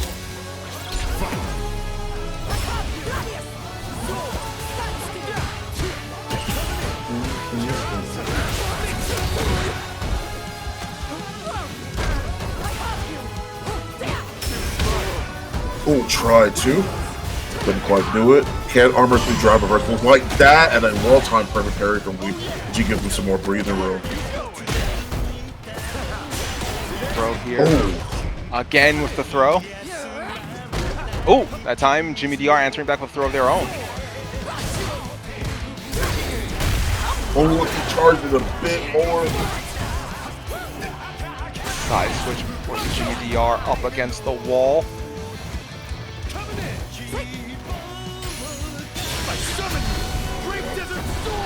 Now you're really in for it. Yeah. Oh, yeah. Yeah. It's hard. Tried to reach out. Yeah, they tried to reach out and grab, but couldn't get anything. And then using the giant wall of a tornado behind them to kind of cover for them. But right now, Jimmy DR answering back, you know, tornado wall earlier, but Marisa, the wreck wall of sheer offense at that point.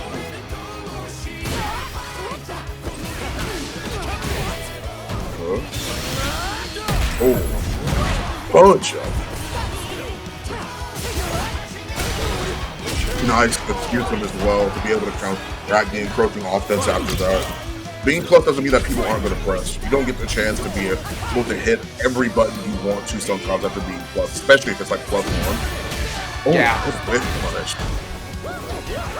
Eagle spike there. Catching air there. Good throw.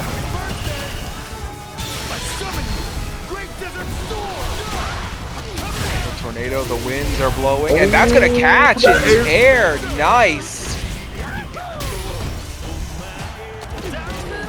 Good follow up. Very nice. Yeah, that was pretty way to catch them. Nailing them with the combo as they were coming down. The tornado picks them back up. And from there, it was just all downhill. Ouija up 2-1. It's a turbulent wind everybody be talking about. Oh, good for medium as well. Nice command. Choice of a command normal.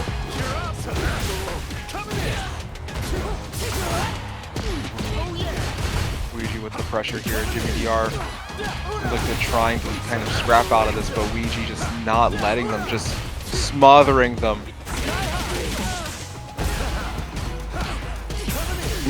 Got him. Yeah, Got him. back-to-back perfects. Back-to-back perfects, and Ouija plus now on set point.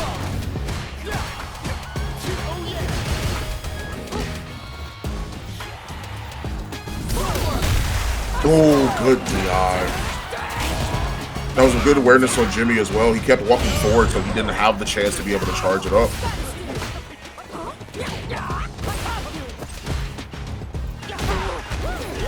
Sweet. Nice trip. Tried to run. That was a great catch from Jimmy.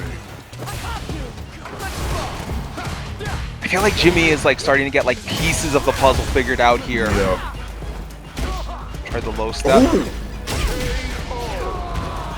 Nice, catch them in the corner, nowhere to run, and just closing out. Jimmy DR, again, fighting for tournament life, so if Jimmy's got anything in the pocket, now's the time to sort of pull it out. Jimmy's playing like somebody who doesn't want to lose right now. Like their awareness, how they've been reacting to things has been genuinely next level. Yeah, I've noticed that little shift. There's a mindset shift here. Easy for me to say. Right? Yeah, 3 times fast. mindset shift. Bang, got it. Good work. Let's see if Jimmy can use some of the dexterity to be able to close out this game. All right. Oh, try to meet the man air. Unfortunately, that's gonna hit. Nice. So, do you remember what I said earlier? Not when he was fighting Ouija, but earlier in the set, or in the tournament, I should say, Do you remember how I said it's very often that Jimmy likes to use Sputum and then bait it out into Gladius or into something else? He does that a lot. He uses OD, and that's another example of that. Second time it is that it's happened, but still just as important as the first. I mentioned the fact that he's done that before, and I've seen him do it in multiple tournaments before, where he will use Sputum, somebody reacts at a certain time, and he immediately punishes. He's always ready for that.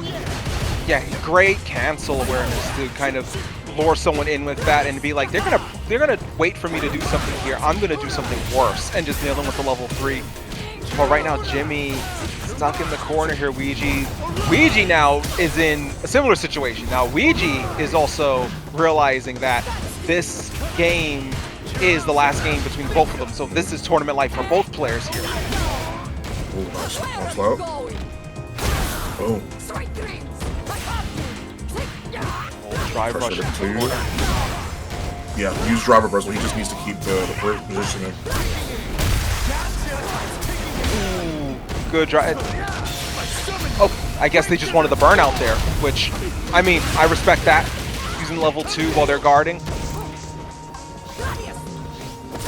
Boys Gladius. Drive parry. Spinning mixer, anti-air.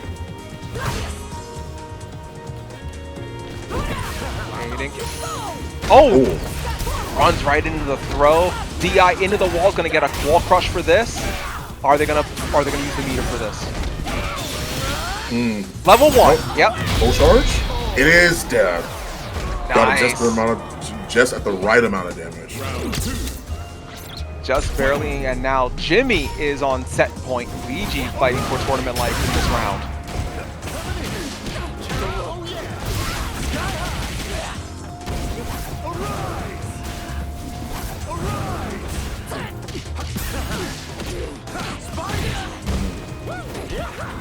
Spike gonna get some more carry. Whoa! Oh my god, no way it worked out that way for him. Oh, he got it! No. Jimmy down! Jimmy! Oh, there's still more! Closing it out with the level 3 and an absolute onslaught, a barrage of beating and battering, and Jimmy DR 3-2 on Ouija Plus. What a turnaround, what a final round there. I have like stated it. And Jimmy DR just running with it and rolling through that last round, and now Jimmy DR having the opportunity to meet Rosek in grand finals, but they have to get through the person that sent them to the losers bracket in the first place in Iriam Games. Nice. Sneaky off of anything. Goes for the forward throw, couldn't quite find it, stands fierce. There we are yet again. Tries to go back at it, but can't. Here. Yeah, they were waiting for Iriam to throw. Yeah, to throw out something, I should say.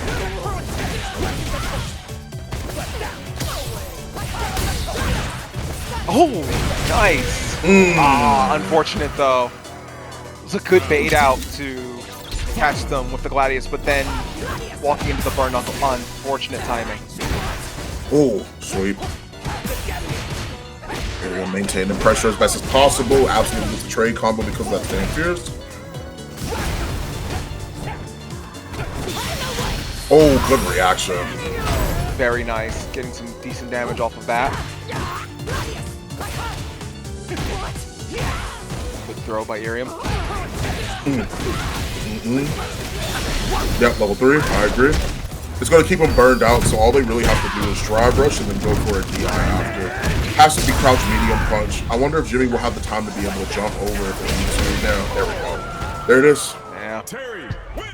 Yeah, rushing in, catch him in the corner, DI, close it out. Yeah. Stand Fierce also takes too much time as well, because Stand Fierce leaves you plus enough up, especially in Burnout, to where DI will just cause a lockout. He won't get stunned after. So he had to go for that. He had to go for crouch medium, but he had time. He had more than I thought he did. Yeah, that's fair. Right now, Jimmy DR already burnt out, and Iriam just kind of rolling with that. every time they try to open up to do something, Iriam's been catching them. Now they finally get one in. Dimicaris into Quadrega, and now DR with the DR. Oh, still alive. Just barely though. Oh yeah, not anymore. They won't be the chiropractor. How's it going? Okay, let's do that one more time and just enfolding them a second time. Just like in case you didn't understand, I wanted you to stay down. Yeah. Oh wow, that Sandfierce, that Jumpfierce almost had the same presence as Luke's Jumpfierce actually. Hit from super high up there. Oh yeah, that's a reset, guys. At that point, you just have to take the command grab if they go for it. Yeah, and just like that, complete reversal of fortunes there. Jimmy DR now tying it one apiece. Pressure galore, found the hit. Boom, boom, boom. Forward throw. Oh, nice. Oh. Well done from Iriam Games so far. Starting things off very strong in Game 3 here of Losers Finals. Wow! Oh no. Drive rush right into that. Now GDR in the corner. Oh, nice.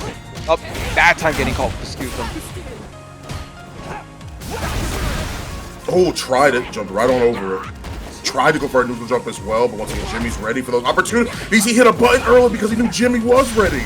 The I know that you know that I know, the sweep immediately after on reaction was not ready for the raw DI either. Level 2 power geyser to make it 2-1. What the hell was that? That was a crazy Game 3. Yeah, like Iriam, it seems like Iriam is starting to get more and more of a feel of things. So now Jimmy DR might have to mix things up a little bit more, but Iriam's getting the perfect parry there as well. Burn Knuckle, Scutum. We saw earlier that Iriam Games is getting more aware of the Scutum fake outs as well. So a lot of the tricks that Jimmy DR has been using aren't working as successfully or as consistently as they were in previous games. Nice DP after. Saw they were mashing on the minus frames. Oh, the low, nice, the low little tap into the Gladius, and Jimmy DR takes that round. Oh, big hit. The pressure on. I adore you, my child. Bless the Naga. Try it again. Fire kick to Burn Knuckle now. Drive rushing in. Burn Knuckle close distance. Good throw escape there by DR. Jimmy now in the corner. Oh, big shimmy. Level 2. Boom. Yeah. Oh. Level 2 does not need to cash out for level 3. And with that, Iriam Games is on set point. Jimmy's fighting for tournament life once again. Bing, bing, bing. Oh, kind of low. Forward throw.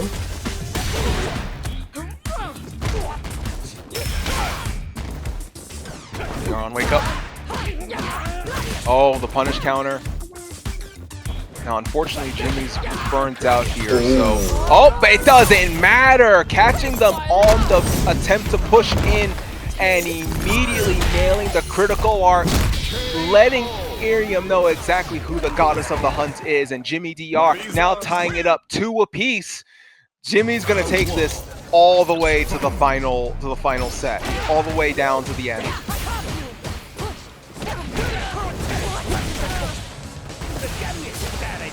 Oh.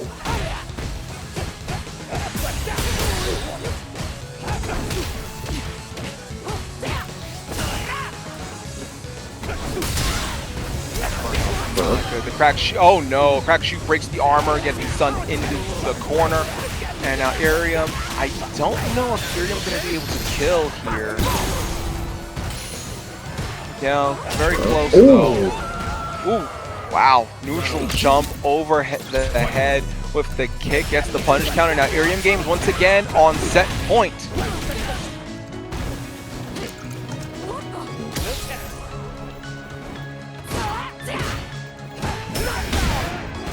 Palm slap. Get away from me. Oh, that's a big punish.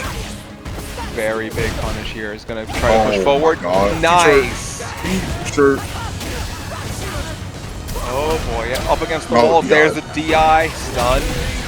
Anything you can do, I can do better. And with that, final round of the final game. Oh, Superman punch a reaction.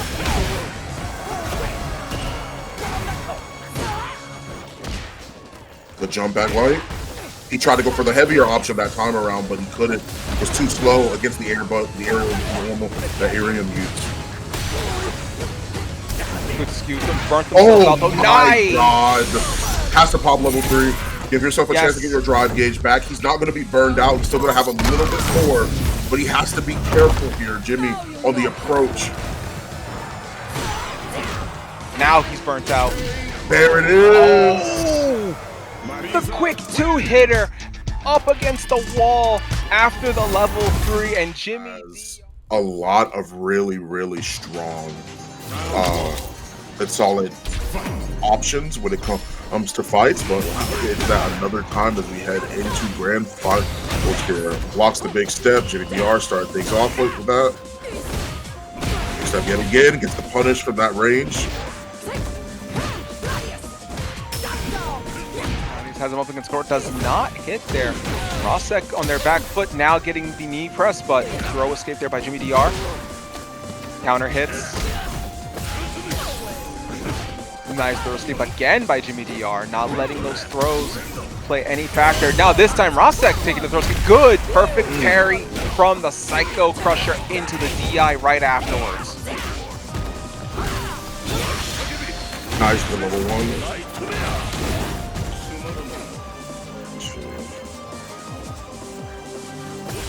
The one unfortunate thing is it creates so much distance between them both, but Bison's able to traverse it pretty well, going for the Devil's Reverse, catching them overhead. And now Jimmy DR trying to sort of sneak their way in a little bit, trying to find the right spot for their approach. It's DR. Trying to shoot their way in a little bit. Oh, nice! No way! Nicely done! I wonder if that's an OS. It looked like one almost. I want to say it did, I don't think yeah. he reacted, but I don't think he reacted to that at all. I think that was genuinely an OS. I don't think I've ever seen that before. I think so, yeah. I think that was just a read in that point to just do that in that moment.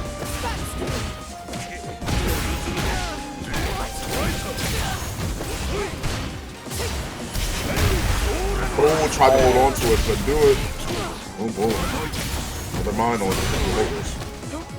Oh, skewed him to get rid of the mine and to force Rosek's pressure to stop, but there's the DI in return. Jimmy, no drive gauge to answer back with, so. How much they can do there, gets rid of the mine again. Oh, Devil's Reverse meets him in the air. Oh, nice nice knee press. That was able to avoid the incoming punish with a drive rush too. They weren't able to get countered. Yeah, and right there, Jimmy just jumping in, immediately eats an EX Psycho Crusher. Bomb has been set up once again. Some air to air. No anti-air. There we go with that. I like it. They want to be able to get their drive gauge back and then while still reducing Jimmy's. They want to keep him low. Marisa doesn't have good options without it. Yeah, like next hit's going to be a burnout. At a sliver. There's the burnout. Yeah.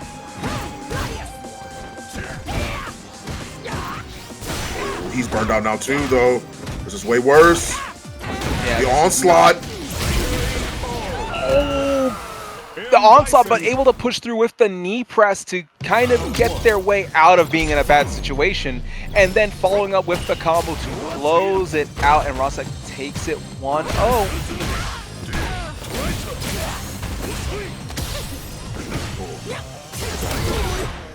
The Crusher. Oh, thought that the bomb was going to blow up in time probably once they made contact. Oh, good bait on that. Very good neutral jump. Oh, no way, that's a punish. I was about to say. Where are you going? just go for Enfold and just blast their face into the pavement. And Jimmy DR taking the first round on game 2. Oh, what a conversion from Jimmy! All the way over to the corner. Oh my They're god. blocking. T-shirt. Ooh! Big step. Oh, you're dead. You're dead as hell. Yeah, oh yeah, they got the level 3, and that's gonna close it out. Big damage, big time damage, sending them through the sky, bouncing off the ground into the wall, plastering them into a poster. And Jimmy DR won a piece against Rasa here in our grand finals.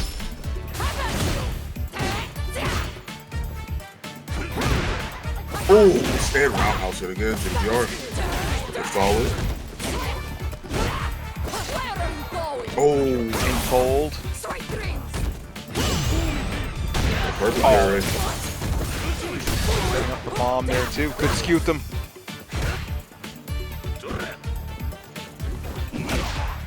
Oh. Wow. An amazing sequence for Jimmy there. Yeah, just little things here and there. Finding just the right reach to nail everything. But right there, the knee press catching them over. Just on the bomb. Skew them. Was parried. Oh, baited again. Second time I've seen that specific setup tonight for Jimmy. Oh, moving back away from the throw and then going for the level 3. Jimmy DR 2-1. If Jimmy DR wins the next game, it'll force a bracket reset coming up from losers.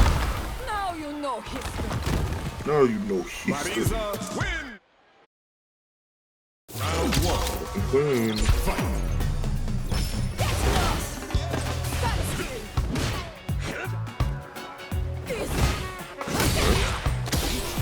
Oh, get your hands off me.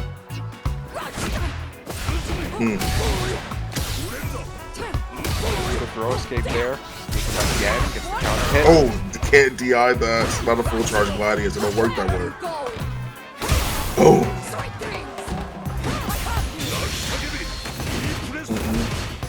Dead as hell. Yep. Oh. Yeah, Jimmy found the weakness. He found the thread. A lot of that, a lot of what they got, and a lot of the rounds that they've been winning is off of the shimmy presence. Enforcing strike throw is exactly where the weakness is, and they found that. Making them miss, punishing those misses, and then just making the most out of it. Yeah, for sure. Right, and then forcing them to essentially enforcing them to guess again is also real rough for them to have to deal with. Now it's up to Rasa to see if they change their game plan a bit. They are burnt out here. They are very much trying to stay away. Jimmy, very careful at how they approach, because Bison can still hit you just like that. Getting some damage I'm trying off. to jump.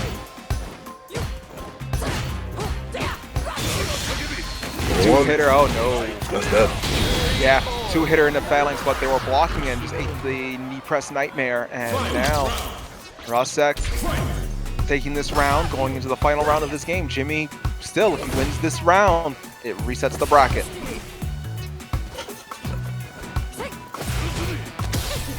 Oh, get your hands on me. Oh, still on top to be able to win punish. It's not looking great for Rasek right now. Up in. Oh, pressed out. Counter, good throw, escape. Oh, punish that. Oh! Oh! Wasn't ready for what came next. That's a bit uncharacteristic. Oh, good timing. Oh!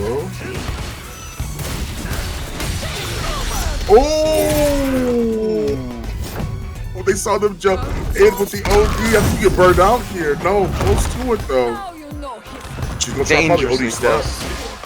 Oh no! Good throw tech. No, he burned himself out. Oh, level 1. Rasek. That catches. He's gonna have to go for aerial assault probably. He wants to go for something that can mix her up. He can't be linear. Now you're trying to jump it.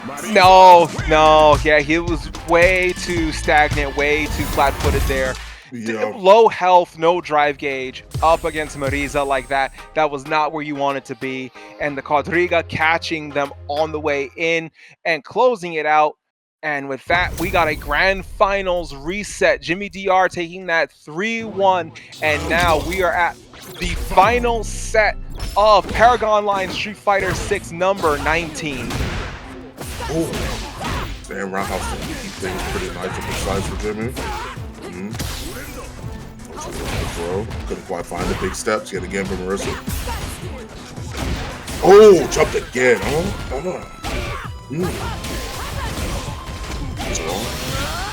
Yep, good arch. There we go. Just closing it out just like that. Just swinging for the fences and blowing apart the lumber. With that, Jimmy DR taking that first round.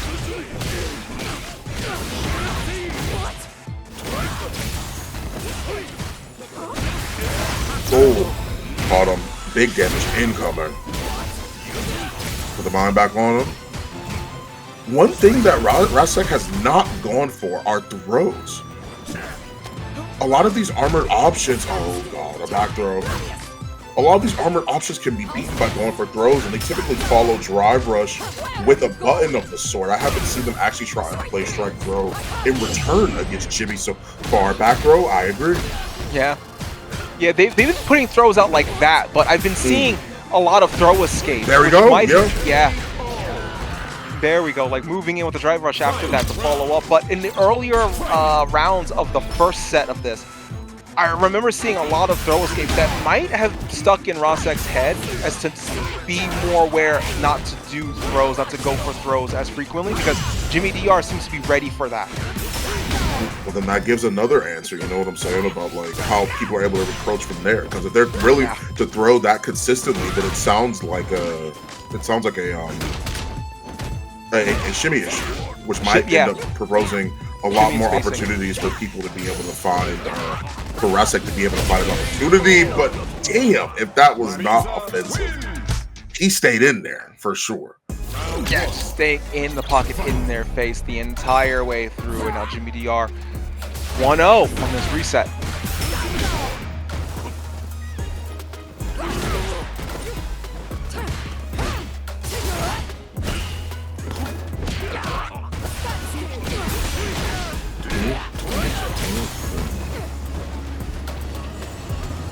On this set. Oh. Oh, nice. Just in time with the DR. Twist up again. Oh, the low stomp there. Rasek being burnt out. Now has his gauge back. Has their knee press. Oh, good anti-air from Rasek. Catching them when they were coming down. Yeah, nice catch overall. Rasek had kind of a sneaky bit of pressure there. It wasn't like up close pressure, but the presence that Bison can throw at you at any given moment is enough in its own right. Oh, shimmied again. He tried to punish him. Those are playing a very big role here now. 2-. Try to steal his turn back with that, but not back there. Wow. Double 3 has to. Pop it, yeah. This will lead to a burnout.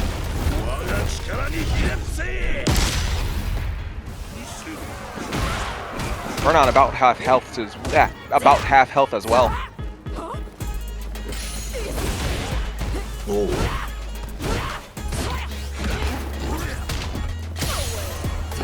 Nice. Jimmy now has their drive gauge back. Rasek is throwing out their drive gauge a lot more liberally here. Jimmy DR catching them on the other side. Gonna go for level 3. Yeah. May as well. It's not going to be too much of a resource disadvantage considering Rasek blew their level 3. And lets them finish off this round going into the next one. Pretty even, relatively speaking.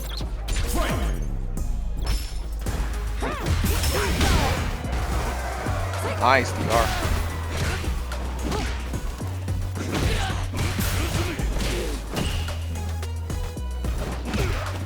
Oh. Oh. That was an awkward first interaction there, but made up for with the second throw.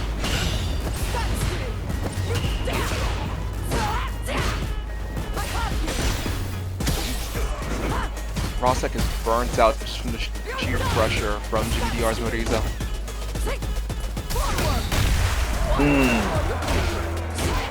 DI. We're gonna have at least level 1 here. There's level 2. Yeah, on that last hit, got what they needed, sending the meteorite crashing back down to Earth, and with that, Jimmy DR 2-0 on Rosek. Now we're currently in what could potentially be tournament set. I want to go for a initial jump, but couldn't quite find it. Stand medium kick as well. Lots of buttons coming through. Rosek's finding a lot of counter hits. It's a big deal right now. Oh! What's the throw? Now trying to keep the pressure going here. Reaches out, gets a punch counter, doesn't get anything afterwards.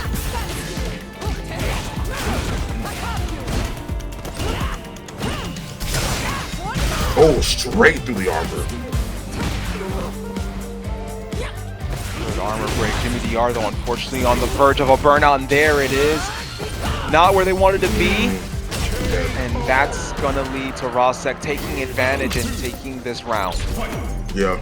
That neutral jump, they just so happen to do it at the same time. That neutral jump from Jimmy DR was to bait a super option, because level 1 could be jumped over. So they wanted to be able to find something bigger to be able to punish with, but Rosek met him in the air. They probably thought something else was coming.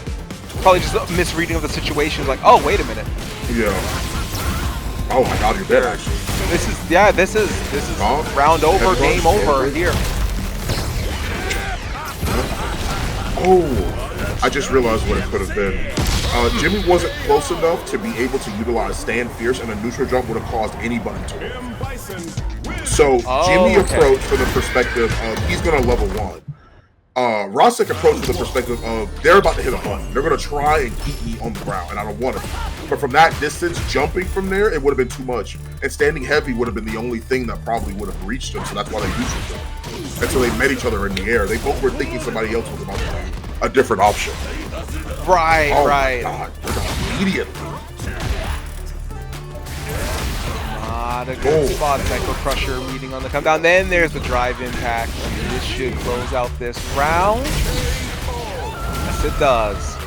And Rosek, man, already looking a lot sharper in this particular setup here.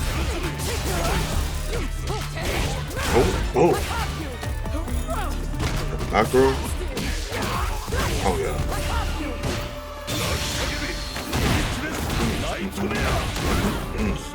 Tap dance. Dance to the dance with people on their head at that point. Jab from the Gladius. Wow. Oh wow. That reached out way far. Yeah. Yeah, they definitely hit a button.